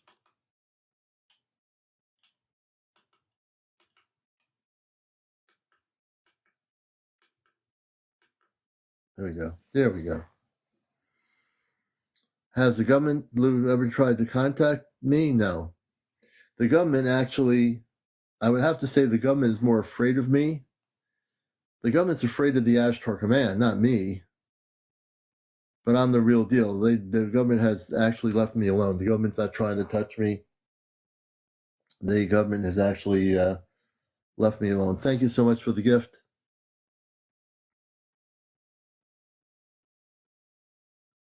The way that, and that's, I'm actually going to bring you up, user 756. I'm going to bring you up as a guest. That's a great question. I'll be happy to answer it. No, I don't believe TikTok is going to be banned at all. I think that's I think that's not going to happen.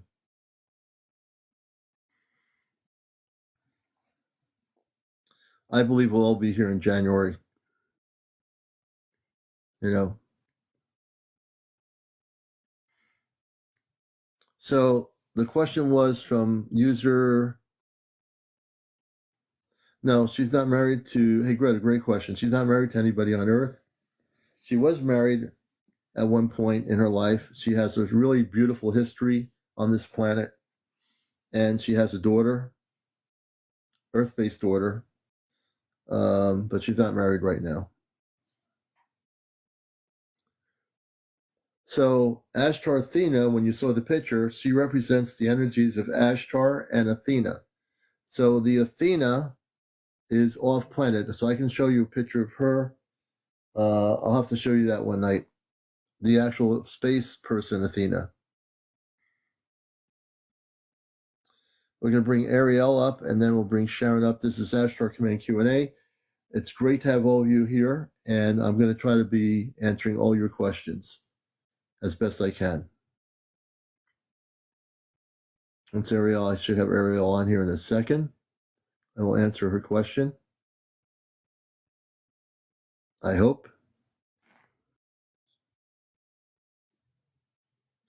Thank you for the gifts. I appreciate them very much. For all the people out there, thank you. Well, we're waiting for TikTok to stop spinning so we can bring her on and get her question.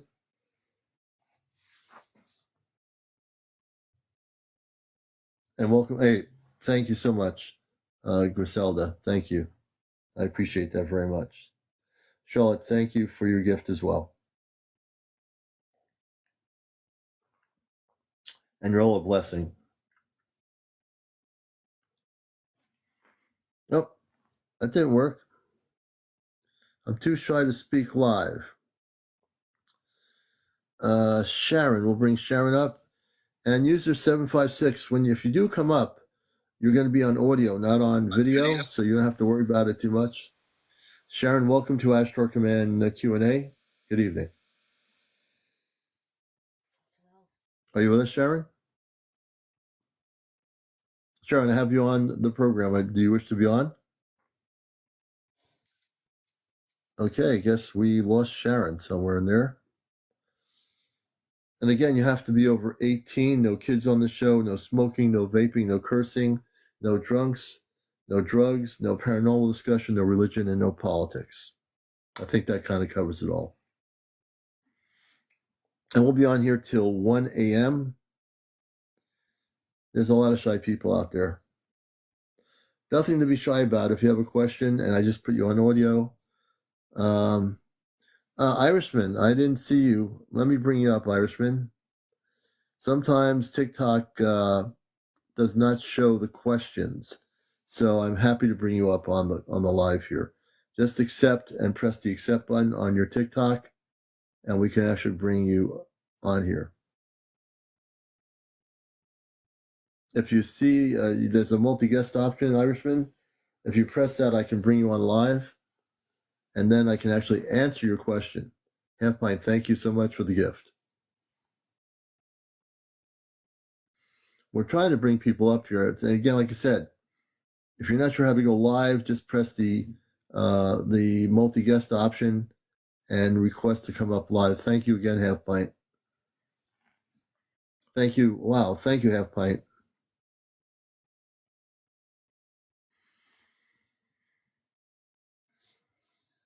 And it's not working. I'm not sure why it's not working. I'm pressing a guest option. On your end of it, Irishman, there should be some things that you can see, like a multi-guest option with little people. I just sent you a guest request. If you see it pop up, press accept. If you don't see it, there's a little guest option. It's called multi-guest. And there's a thing called host multi-guest. You're going to press the thing where you want to be a guest and request to go on live. As you press that option, I can bring you up here. Yeah. All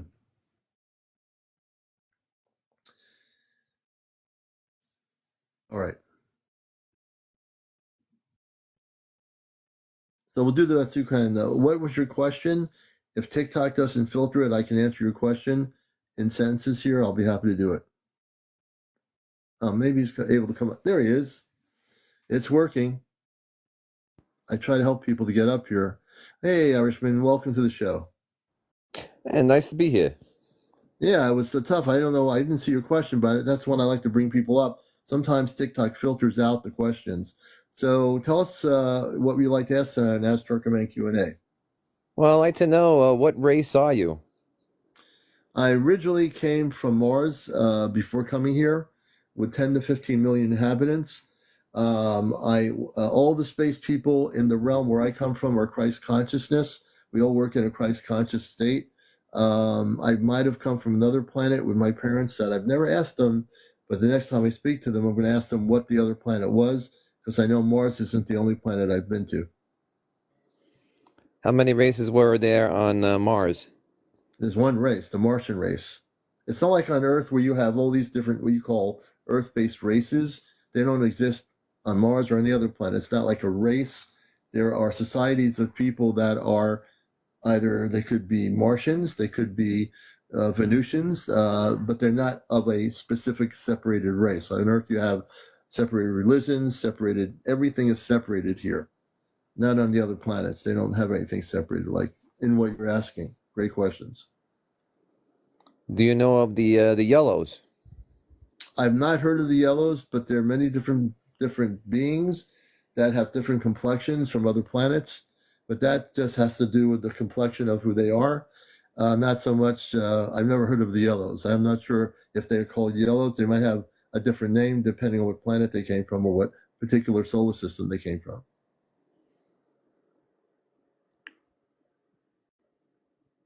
You know of the whites? I know when people use the term whites, Can you explain what you mean by that? Yes. If you go to YouTube, there was a retired general on YouTube explaining the whites at Area 51 that came probably in the 1980s, and they established a colony on Area 51, and it was on YouTube. Right. So it's on YouTube, and this guy was did he have high security clearance? What is that person?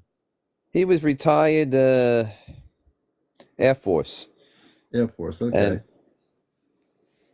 it's over 50 years. So he said he could come out with everything, so he did, and it was on Yeah. YouTube. Anybody Yeah. could go So, to look up whites that are living in Area 51, and they'll find it on YouTube. right. So some people might call them the Nordics. There's a lot of different definitions. So here, one of the things you'll learn here about Saturday nights is my goal is as a space person is to elevate people beyond YouTube and every other social media application to tune into themselves, going instead of without themselves, going with it. Now, for some people, that's hard. So my goal here on Saturday nights is to get people to get into their cosmic consciousness, not worry about YouTube or Instagram or anything, because if you get connected inside yourself, and it takes practice and discipline, you will actually be able to communicate with what I call a star family. Everybody has one. You have one. Everybody out there, even if they don't know who it is or what it is, if they do the practicing of the inner meditation and the cosmic meditation, you will eventually find out who your star family is. You have an earth-based mother, a father, brother, sister, whatever. That's a given. We all do. But when you wake up to the fact that you have a biological cosmic family that is from beyond Earth, that for a lot of people is a big jump. But sometimes you just have to jump out there into it and learn how to do that. Do you understand what I'm talking about? I understand what you're talking about. Everybody has a gift. Yeah, you do. You just have to go within and not worry about YouTube or what this guy said about Area 51. Area 51 is inconsequential to what's happening now. What you need to focus on, and everyone should focus on, is to get themselves cosmically ready for contact in 2026.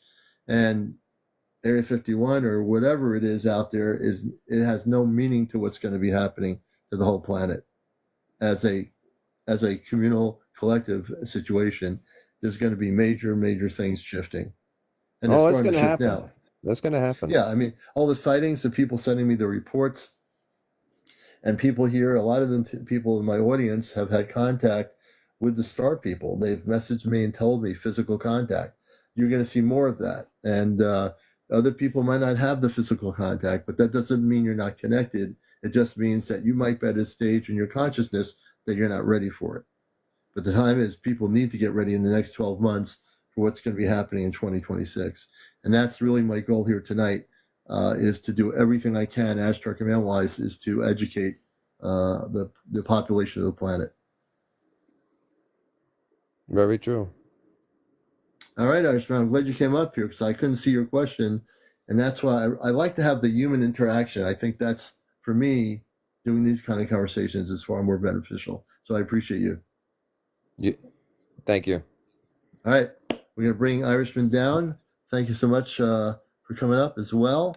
And also, just want to say that this is our Ashtar Command night. We're on every night at 11 o'clock with our regular Encounters show. And tonight, we always try to keep it very special and let people know that we really care about everything that's going on with them. And let's see here. And if you wish to be a guest, you can join us. Again, you must be over 18. We're talking all about everything Ashtar Command. And Lou said something communicated with him. Where's Lou?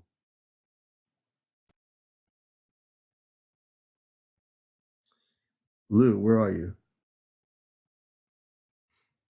Lou said something or someone communicated with him. Irishman, it's been a pleasure, brother. And if you're new to the show, I'm glad you're here. Thank you for coming on, too. I'll scroll up. Let's see. Oh, there's Lou. Not verbally, I used a flashlight and it came over me and flashed me. Let me see what that's all about. And again, I'm trying to keep everything focused on Ashtar Command Night, but I will try to answer your questions. Oh, that was user 756 had this happen. User 756. Let me see here.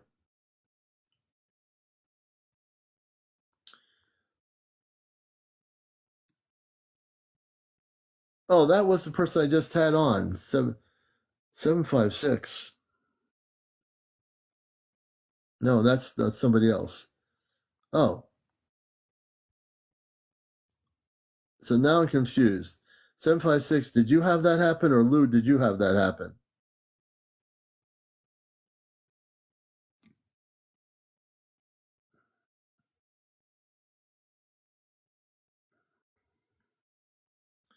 Yeah, Jess, they are. And that's really important.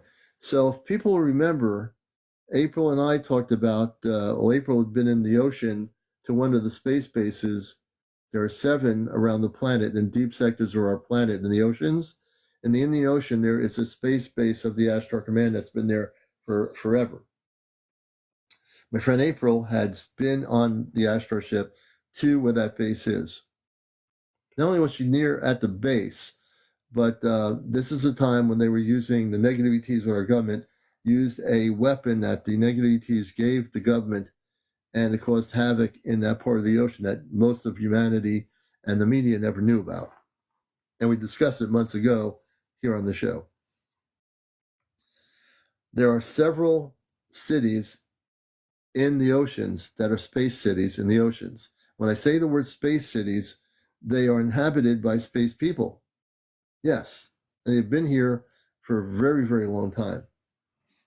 And that's why you see sometimes people videotaping spaceships coming out of the oceans or seas, because they're coming from bases within the very depths of the ocean.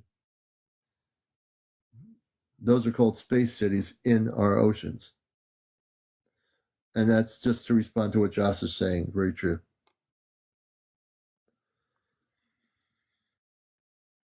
I removed the implants usually on a regular basis at points during my show. If people have an implant, I do remove them. And tonight I did one only because it was part of my mission work. I'm in full Ashtar mode. Let me see here.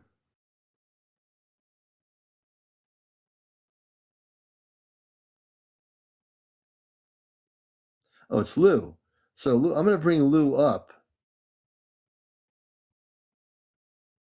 Oh, Lou says, I'm not ready to go live. I'm too shy. I'll respect that. If Lou's not ready to go up, I can't force him. But when you're ready, Lou, you just let me know.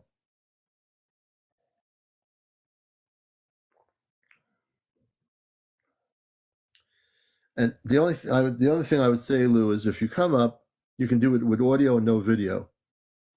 So you say, Commander, I want to come up on Ashtar Command Night. You can just do it strictly on audio levels without us seeing you or anything, if you feel more comfortable that way. This is like, yeah, Palladian Rainbow's saying, it's just like talking on the phone to somebody. You don't see them. And welcome everybody to the show. Thank you so much for all being here. And we're glad to have you with us.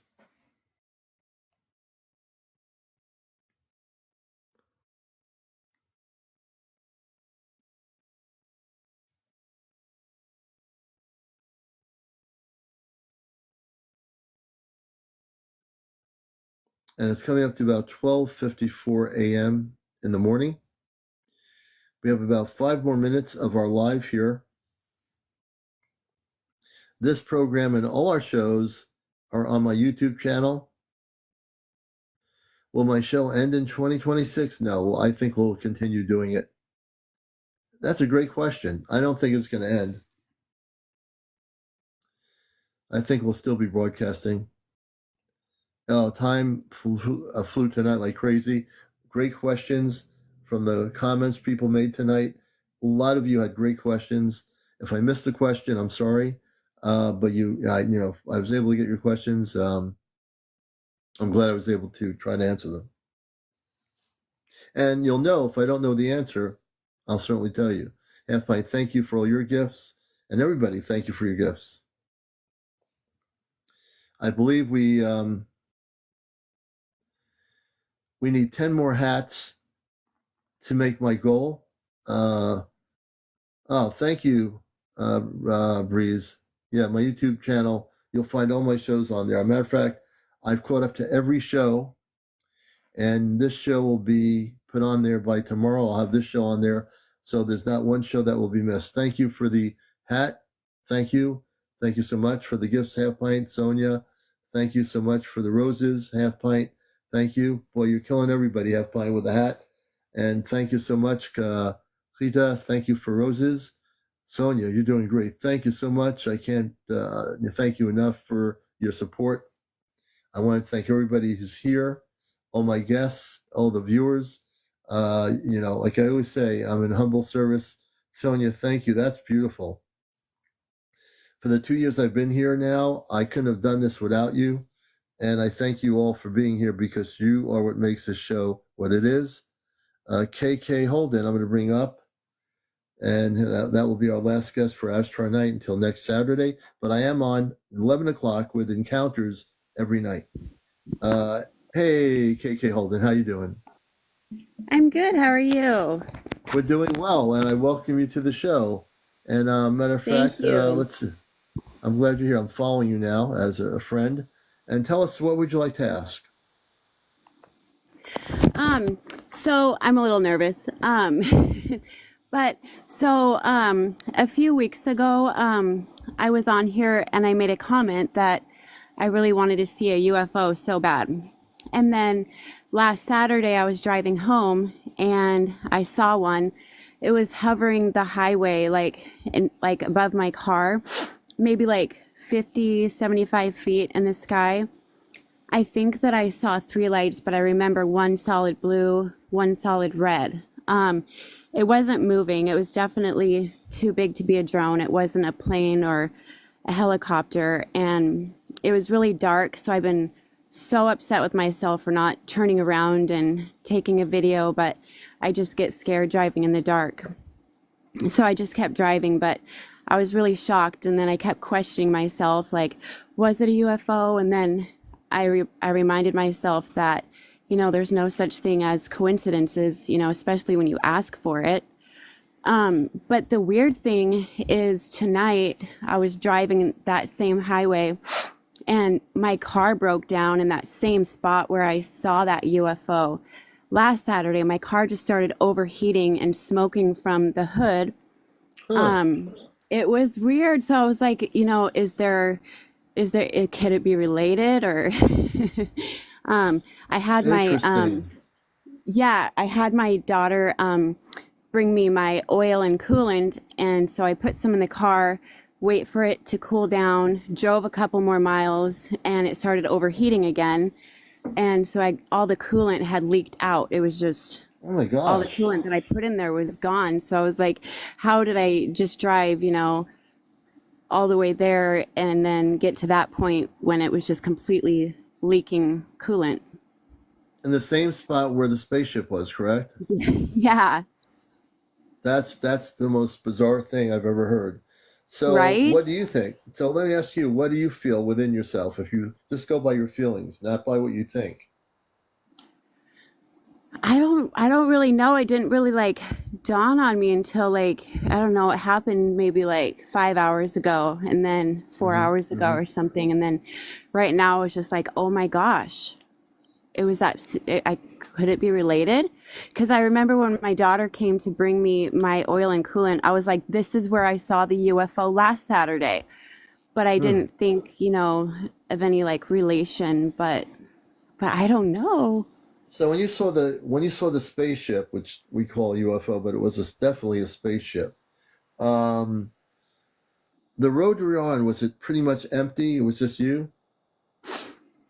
Um, for the most part? for the most part, yeah. Yeah. And when I saw it last Saturday, it was almost as if it was like there to show me it was there. It was just, that's the feeling I got, like, here, I'm showing you that I'm here because you asked for this. And I was like, oh my gosh, I jumped on, our local Facebook pages to see if anybody else saw it and posted it, but nobody else did. My feeling is, from just reading your energy, that spaceship and the beings on it, I feel, were trying to connect with you. I don't know who they are, but what did you feel when you saw that spaceship? Oh, now April, good evening. April, Friends with Furries is here. Good evening, sister. How did you feel? Like, what were you feeling did you feel like it was okay? How did you feel about that?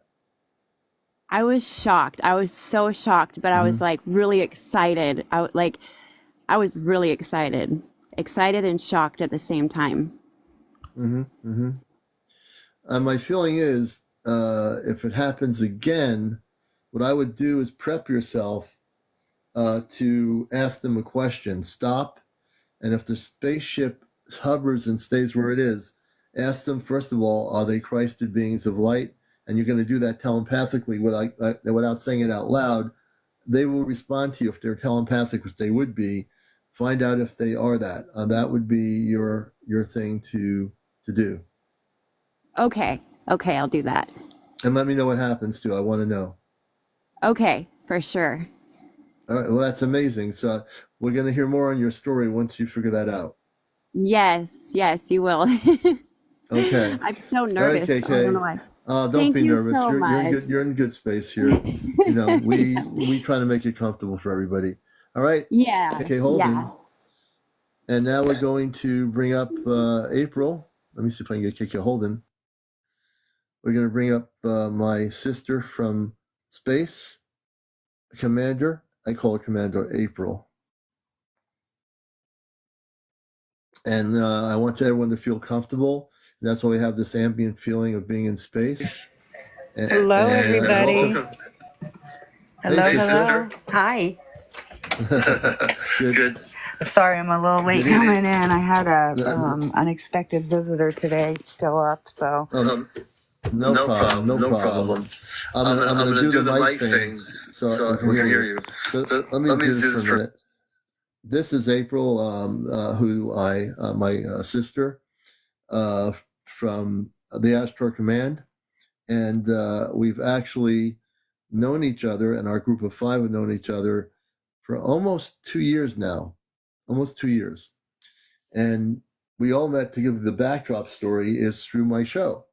I interviewed her, Chesno, Johnny, and also Kit Kat on here amongst hundreds of people in the last 2 years. We're all connected, and it's a long story. I don't want to go too crazy with it, but we're all connected. And they're a thing called a group of 5. We're part of a group of 5, and April in her remote area, in the perfect location where there is an Ashtar base where it should be, in a place that it's more remote. And we found out that not only was she connected with fairies, but of course the name Friend with Fairies, but she was taken on board one of the Ashtar ships, where she met her biological cosmic family. And also Chesno, Kit Kat, myself, and Johnny also have family members on the same spaceship. And so it's a long story. You probably would have to make a movie about this when this is all said and done and all the contact happens. There'll be a historic story about how the 5 of us all came together. And it's just an amazing story. But anyway, I want to introduce people that have never met April to say hello to April. And she does her own broadcasts, which are really good. She helps a lot of people. She takes out implants, as I do, but she helps a lot of people. And she's a very humble person. Ever since I've known her, she's just strictly without ego and does everything in a beautiful way. So I want to introduce you to her. She's always on the ships. I'm sure she has things she can share with you because she's on the ships a lot. For me, it's mostly astral for now. And for the rest of us, it's mostly astral. But I'll let her give you some updates and also answer any of your questions. Good evening, April. I'm going to turn the camera on. She can turn the camera on. And I'll turn myself off. Let's see here. Hold on. Wait a minute. Okay, that's not what I wanted to do. Can I mute myself? Oh yeah, I'm going to mute my microphone.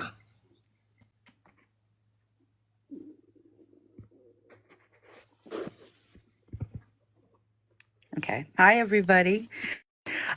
So latest updates for the Ashtar Command.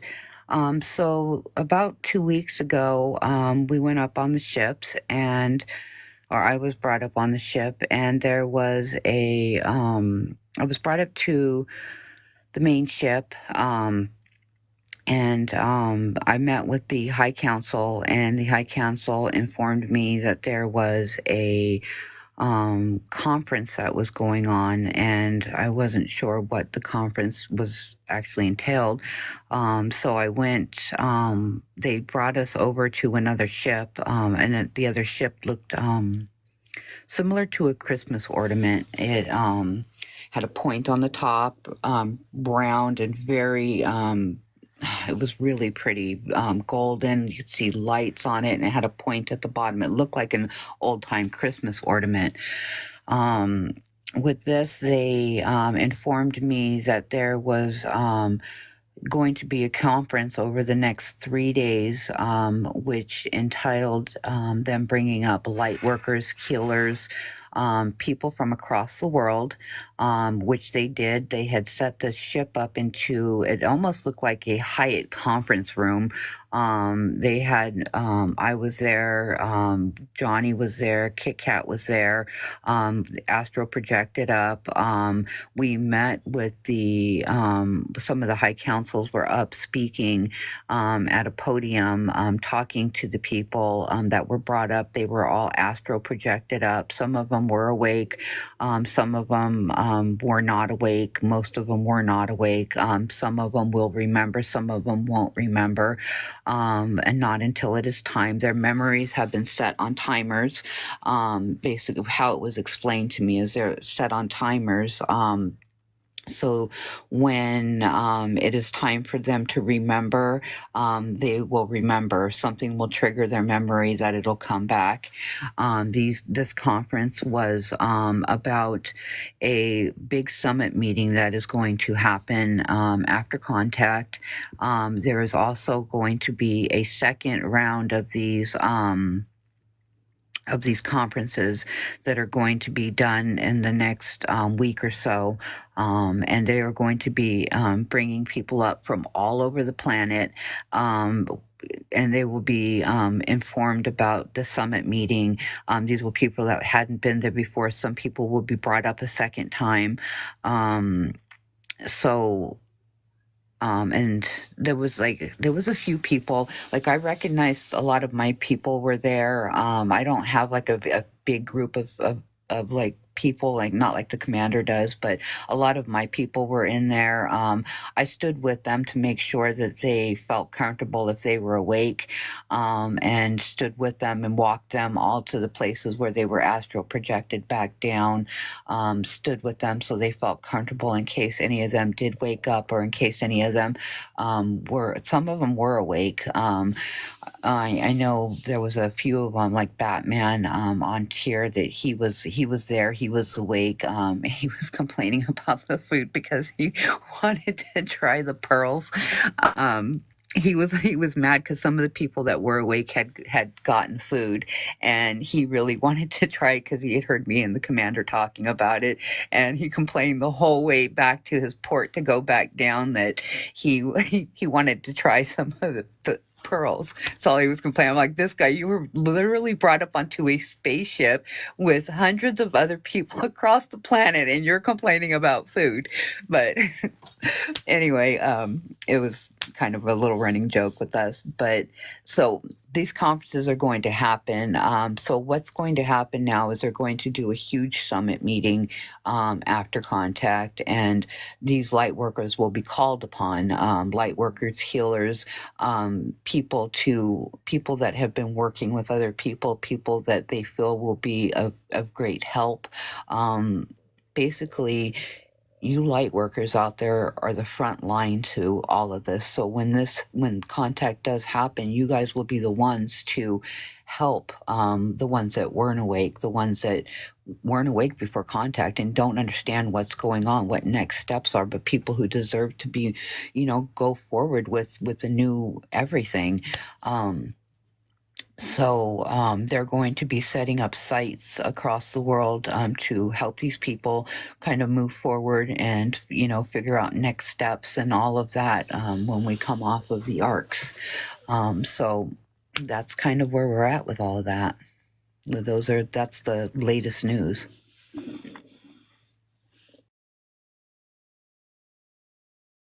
Okay, and I think people, did I mute my microphone still? Wait a minute. Am I still muted? Wait a minute. I hope I didn't mute my microphone. Wait a minute. Can you hear me? Okay, I'm muted right now. Hold on a minute. Let me go out of the thing here. I gotta turn the mute thing off. I didn't want.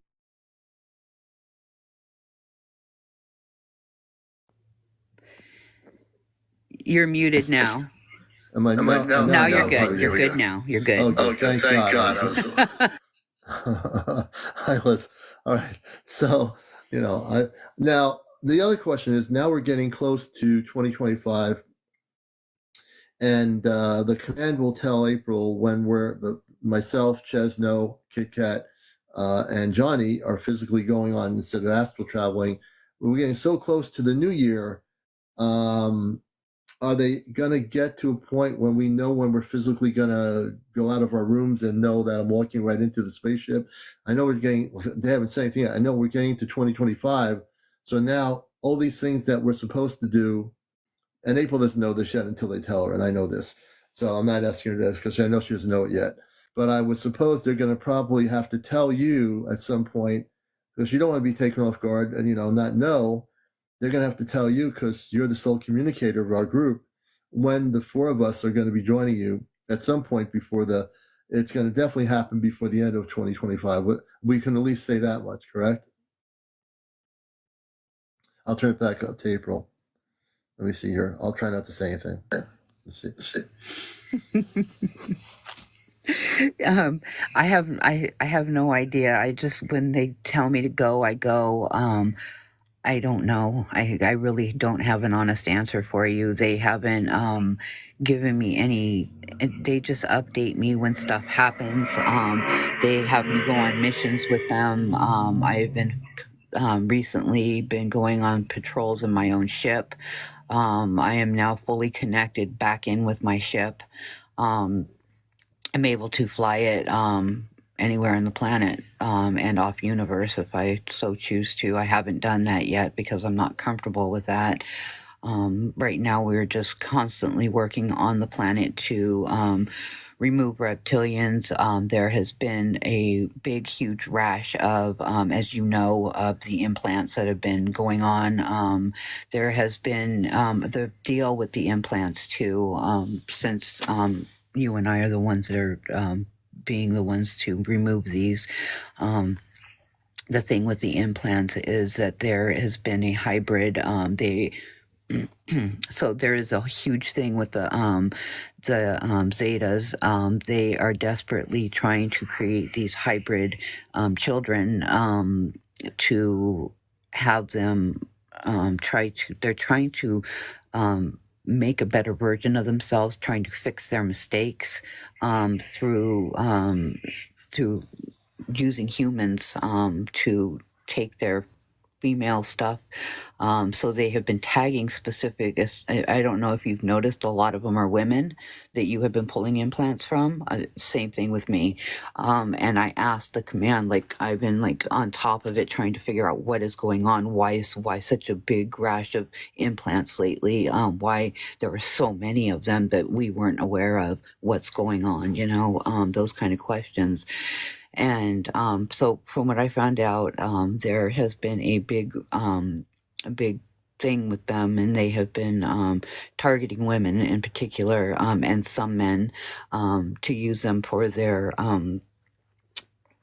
private areas to either A, use them for birthing, or B, to take and use their parts, their eggs, their seeds, stuff like that. I am also finding there's been a lot of women coming to me that have had scarring and things going on with their uteruses that should not be there. These women hadn't had any surgeries down there, shouldn't have any scarring, and they have. There's lots of scarring and damage done down there that I've been having to repair. And I know that you have been like a lot of implants recently, and it's because the Zetas have been actively targeting women, basically, trying to use them for this hybrid that they have with the government, this hybrid child thing that they have going on.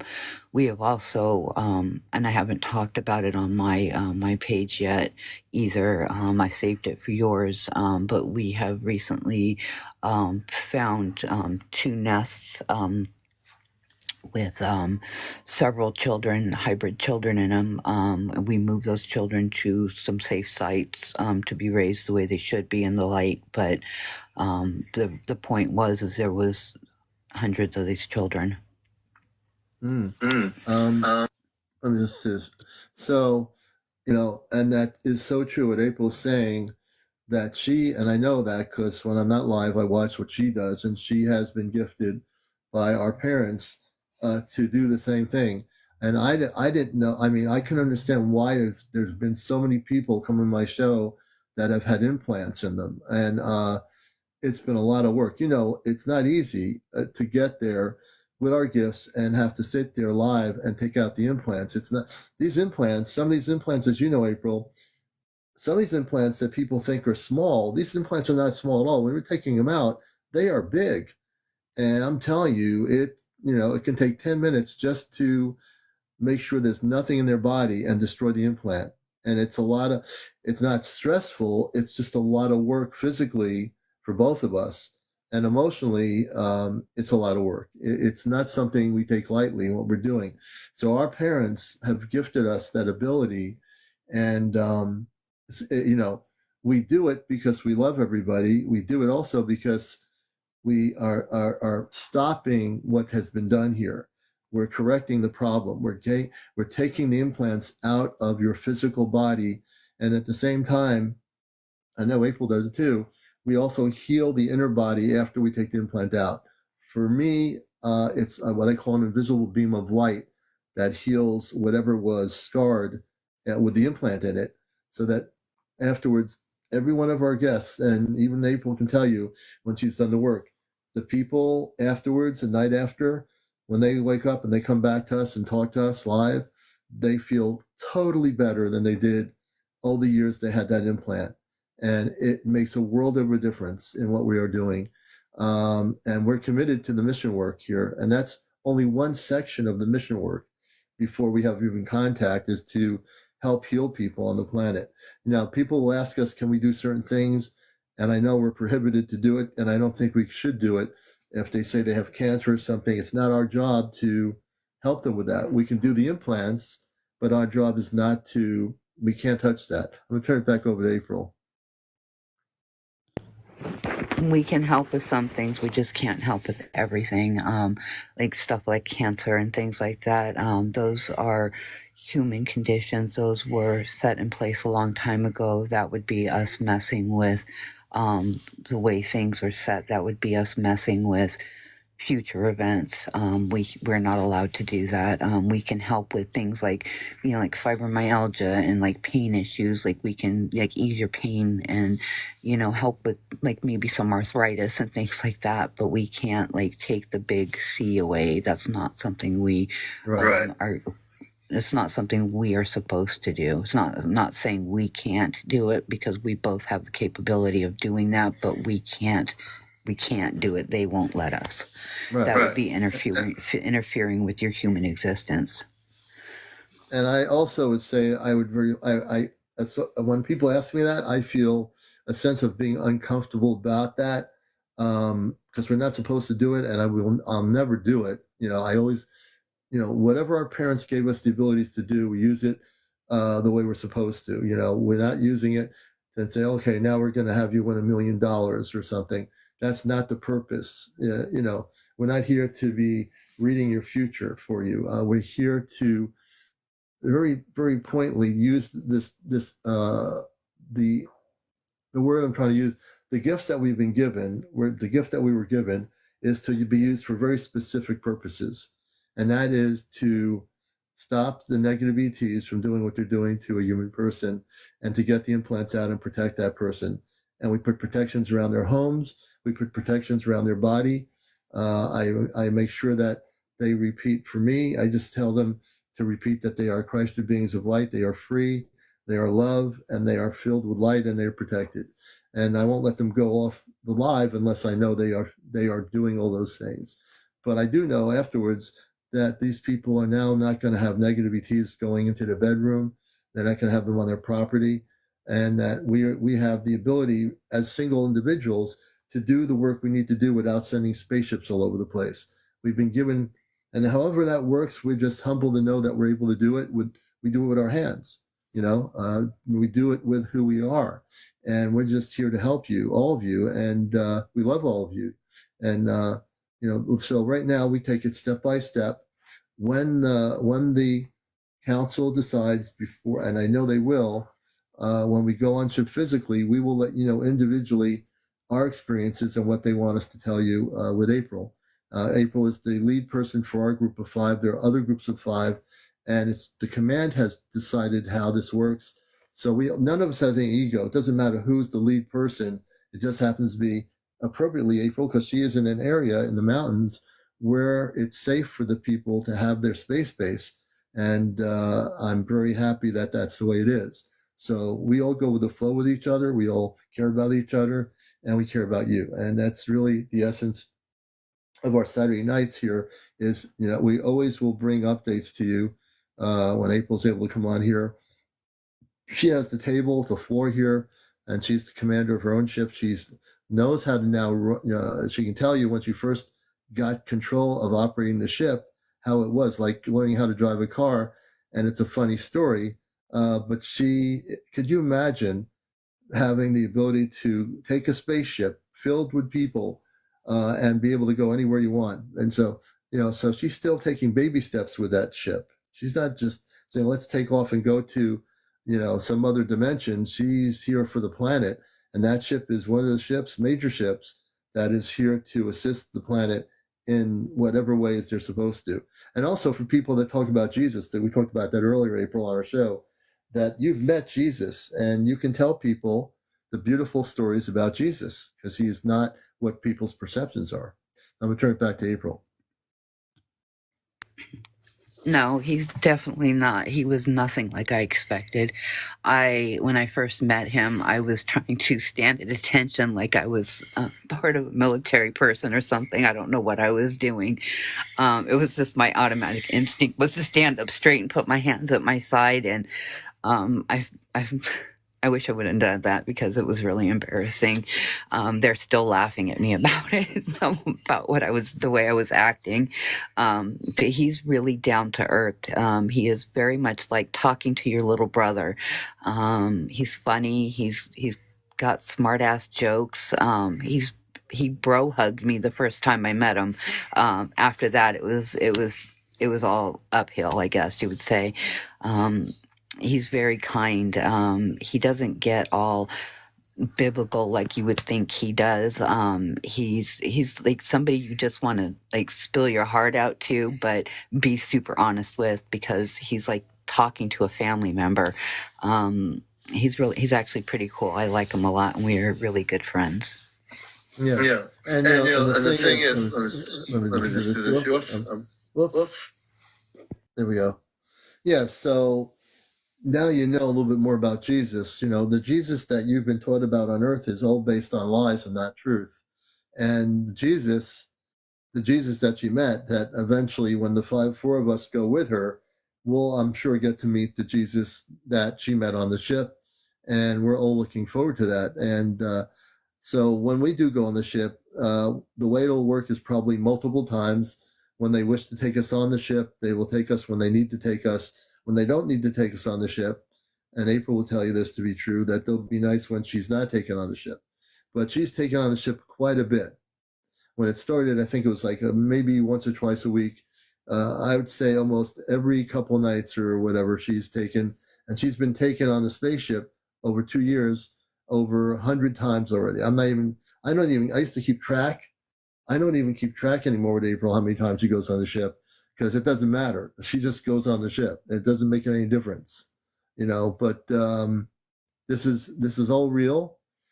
She's doing some fantastic work, on an Earth-based level. She's had to go through a lot of things, and I know this firsthand. So there's a couple of the closest friends, and she still can smile and do the mission work, which is phenomenal. I mean, no one should have to go through what she's been through and still be the light person and the love that she is for the whole planet. And she really is very humble, unconditional, and you should show your support for her. Send her a couple of gifts, show your support for her, because I back her up 100%. And, on this biggest show that I have here, the biggest show on this social media platform, April's always welcome here, and she knows that. And the work she does, the work we do together, is very important. And I will always support something like this, because I'm also from off planet. I'm an Ashtar Commander. I've been an Ashtar Commander all my life without even knowing it. And now I'm mature, I'm older, and we've all connected. Whoever knew this was going to happen, that I was going to go on TikTok and meet all the beautiful people like April and the other four and everybody out here. We are very humble people. And if you catch us live, we're doing this unconditionally for all of you and to help all of you. And I think that's the key thing. So I'll turn it over to April. See her. That's my. Okay. So I guess that's the thing to be aware of. If you are a light worker, if you are a healer, if you work in the light, and you are somebody that has been very interested in helping, you may be called upon in the next week or so. You may be astral projected up into the ship. They are doing this across the world, bringing people up for these conferences to hear out what they have to say. And you may be called upon for help, to help people wake up, to help people move on, to help people with next steps. You guys are in the know. You guys are in knowing everything that is going on as far as, like what is going to happen with contact, what is going to happen after contact. We have been trying to keep you guys informed of the truth, of everything that is going on up there. We try to bring you guys back the news as quickly as possible, so you guys are all in the know. And when other people are waking up and not knowing what's going on, you guys are going to say, well, we've already known this. We've known this is going on this whole time. The commander's been saying it. April's been saying it. We've been talking about it for a year now, 2 years. 2 years now. Jeez, it's been 2 years. 2 years now we've been talking about this, and you guys, all I can say is that things are happening. Things are moving quickly. They've got the arcs into place now. They're talking about next steps after, getting things ready for after contact for us. And our families and what's going to happen. And this is kind of where we're at right now as far as the latest news. So these conferences will be happening. And over the next week, they're going to be doing another week and a half, they're going to be doing another round of these conferences. Some people will be going up for a second time. Some people will be going up for the first time. But either way, there will be a summit meeting after contact, where all these light workers will be called together, and be told, like, basically be informed about, what's going to happen, what they need to do. They're going to be putting up these sites, for people to go to get help if they're nervous about anything, or if they need more information, or if they just need support. These are why these workers will be called in.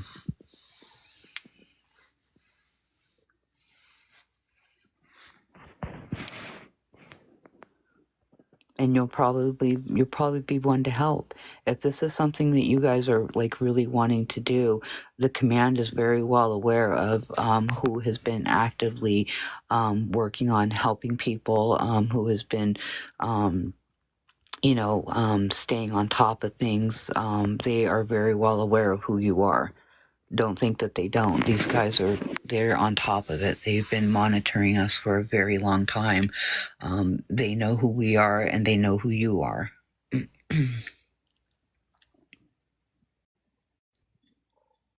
See, okay, am I back? Here we go. All right, well, we're getting to about 1:30 a.m. in the morning, and I just want to, we do this every Saturday night. I'm on every night with Encounters. April's on most times at different times, so you can always when you see her coming on, check her out and join her live when she's coming on, and show your support for what she's doing. She is doing some phenomenal work here, and she's the real deal, like we all are. She doesn't channel anything. She's not channeling and saying, oh boy, I went on a ship to Fairyland, or I went on a ship to Lollipop Land. She physically is a commander in human form. She's a space person, and she has been going off planet ever since I known her for the last 2 years. It seems like yesterday, but she's physically going on the ships, and she is as real as it gets. And like I said, after contact, if there was a book to be written about it or a movie, the movie in Hollywood would be the story of the 5 of us who met each other through this TikTok, and who actually are real people having a real situation where we are all going together very soon. And I know my parents are listening to this. I would just share with the council to give us some heads up before when we physically go. We're getting into 2025. We just want to know when we're coming up, so we can work with April together. I don't care if my father wants to visit me at night when I'm sleeping, or my mother. I'm asking of them, because it's not up to April. It's up to the council. It's up to the people there. And, we're ready. We just have to know when we're physically going to do this, because I know we're getting into a new year, which is 2025, 1 year before contact. And so I'm just putting that up to them. And I'm going to also let April have any last words for tonight, Saturday night. But any night April wishes to come up here in the counter show, she's always welcome. And on Saturday nights is really our special night, because we do bring you stuff here that's real, that nobody on any social media platform knows about. And it's everything that is being presented, everything that we're doing here is absolutely true. We'll never steer you wrongly here. We'll always steer you in the right direction. We'll always help you in every possible way. Like for tonight, right now, I'm not just a regular human being person. I'm operating 100% in my space consciousness, which is different than saying, let's go to the market and have some popcorn, or go to the movies and, throw some candy in seats.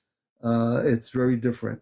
When April's operating in her consciousness, if you look at her face, she's operating solely in her commandership.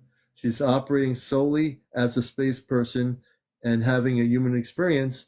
And every human experience might not be everything we always thought it would be, but they threw us here on the earth to have the experience. And we say, why'd you do that to me? And then you're saying, well, at the same token, she's going on the ship and doing something that is going to benefit the whole planet. And I also thank her as a sister. I thank her as a commander, as a space person. And we thank you for everything, April, that you're doing for the planet Earth and the people on it. Not just the people, the whole planet, every life form. You'd be amazed at the things she's seen in the oceans, you know. And we'll get into that next Saturday. We'll talk about this. The people have been asking me about the cities in the oceans.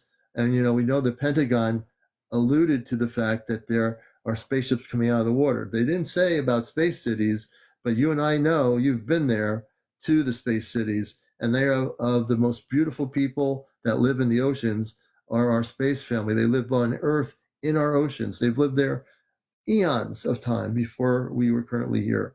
And you can see that if you look at April, she can tell you that. You can see it in her face, the glowing of her eyes and the glowing of her energy, that it's true. So I'm going to leave April with the last comment, and then I'm going to sleep out here because I don't want to wake up my wife, and because then she'll never be able to sleep. So I'm going to sleep out here, and I think that's what I'm going to do. But go ahead, April. Okay, so just really quickly, people were asking me to explain the arcs, and I'll do this quickly because I know Commander's tired. The arcs are spheres. They are capable of holding thousands of people. They are, right now, they are small, but they expand out very large. They are what we will be going on to, or you guys will be going on to await the Earth to go through the rest of its change. So the Earth will be going through a geological, basically, facelift. This is the Earth's doing. The Earth is a living entity that is decided that it has had enough with the pollution, it's had enough with all of this nonsense, and it is going to be doing basically a facelift. So we will be going on to the arcs basically to go to sleep while we are sleeping, and this will be like a blink of an eye for us. We won't even realize we're asleep. You know, it's just going to be like maybe 20 minutes times for us. But while we are asleep, we will be made younger.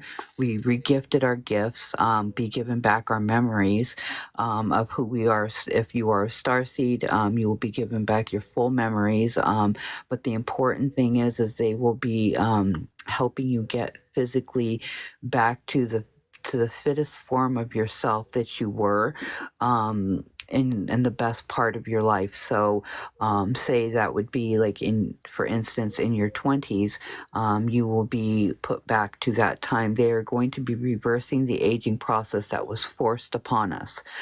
So we weren't meant to age like this. This will all be repaired and fixed while we were on the arcs.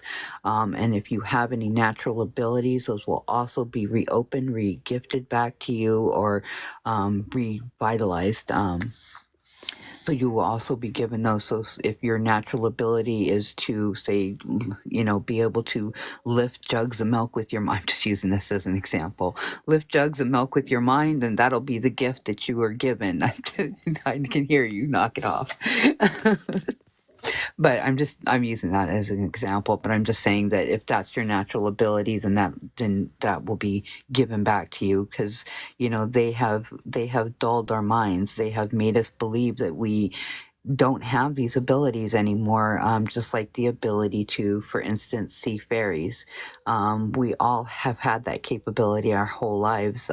They had just convinced us over the years that these things were not real, just like they are not real, right? That being said, I'm kind of laughing about the fact that they are now kind of announcing that the UFOs might be real, and that there might be UFOs in the water. Really? We didn't know that. No. I know. I'm sorry. I know. Surprise.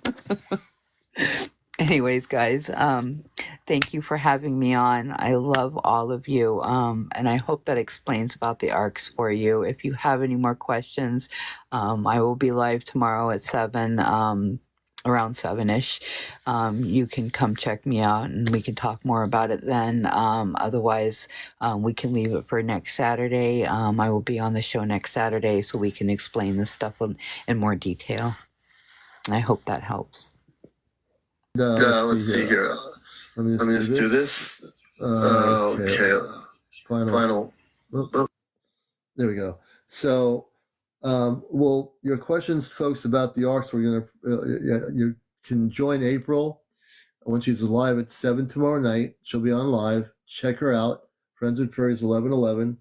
And you can learn about the ARCs. You can ask her a lot of questions before next Saturday's show. Next Saturday, we go on at 11 o'clock. And April will be on here with me to answer any of your questions.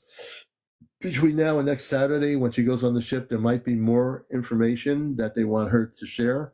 And if there is more information, in general, we'll answer most of your questions. April and I will answer all your questions regarding Ashtar Command. So I want to thank my sister for being here. I am going to sleep out here just because I want to not wake anybody up in the house. And I'll never hear the end of it, so I'm not going to do that. So I'm going to sleep out here, be a good person. And I want to thank all of you for being here. We love all of you. We care about all of you. If you're new here and you're wondering what we're talking about, tune into April tomorrow night at 7 p.m. for her live for Friendship with Fairies. And if you have questions, if we didn't get to your questions or we think we ignored you, we don't purposely ignore anybody here. Don't take it personal. We're focused on trying to do what we can, and we'll get to you, And like I said, I brought people up tonight live who had questions, and we'll do that again if you have questions as well. So I want to say thank you to April, my sister. Let me give you last words, and I want to thank everybody for being here. Our Encounter show is on every Saturday, every night at 11 o'clock. I might take a break one night because sometimes with the work we do here, and doing these many shows, you got to take a break because it's just too much. And mentally, it's just too much. Sometimes I take a break some nights just to take a break for myself to reconnect with who I am.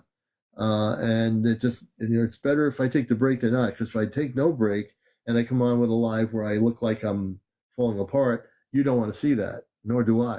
So you don't want to see April and me falling apart. That would not be very, very pretty. So definitely I want to thank you all for being here, and I'm going to turn it over to April for the final comments. You've been watching Ashtar Command Q&A with my friend April in Vermont, myself, and I want to say to the Ashtar Command, our families are watching us on their monitoring system on the ship. I want to thank them, and please, please, please, Council, can you quickly make a better decision in terms of when the 5 of us are going to be together on the ship? Can you do that?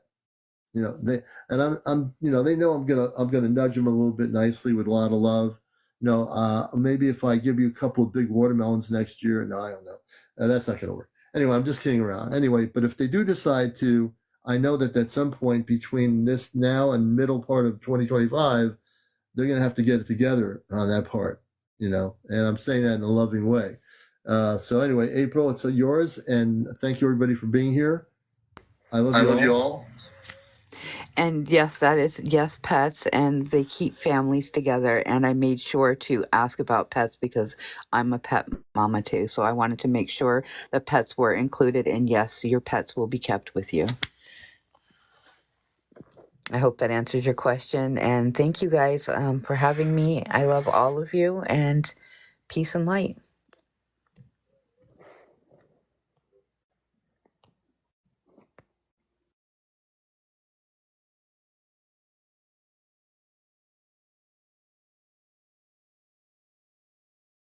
Okay. Let's see. I get the mute off. Am I still muted? Did I still mute myself here?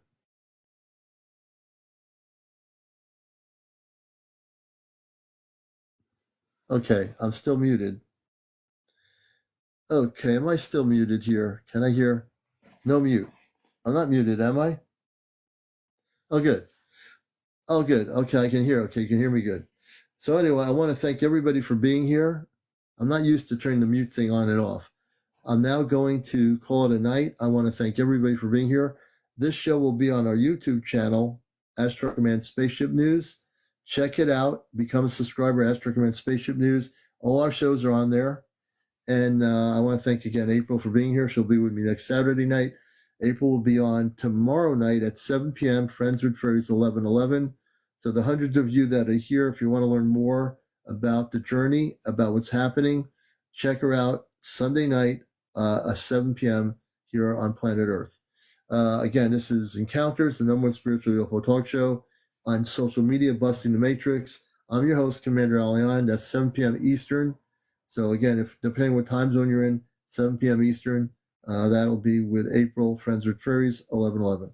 Take everybody, you're all a blessing. We love you, and the Ashtar Command loves you too. All right.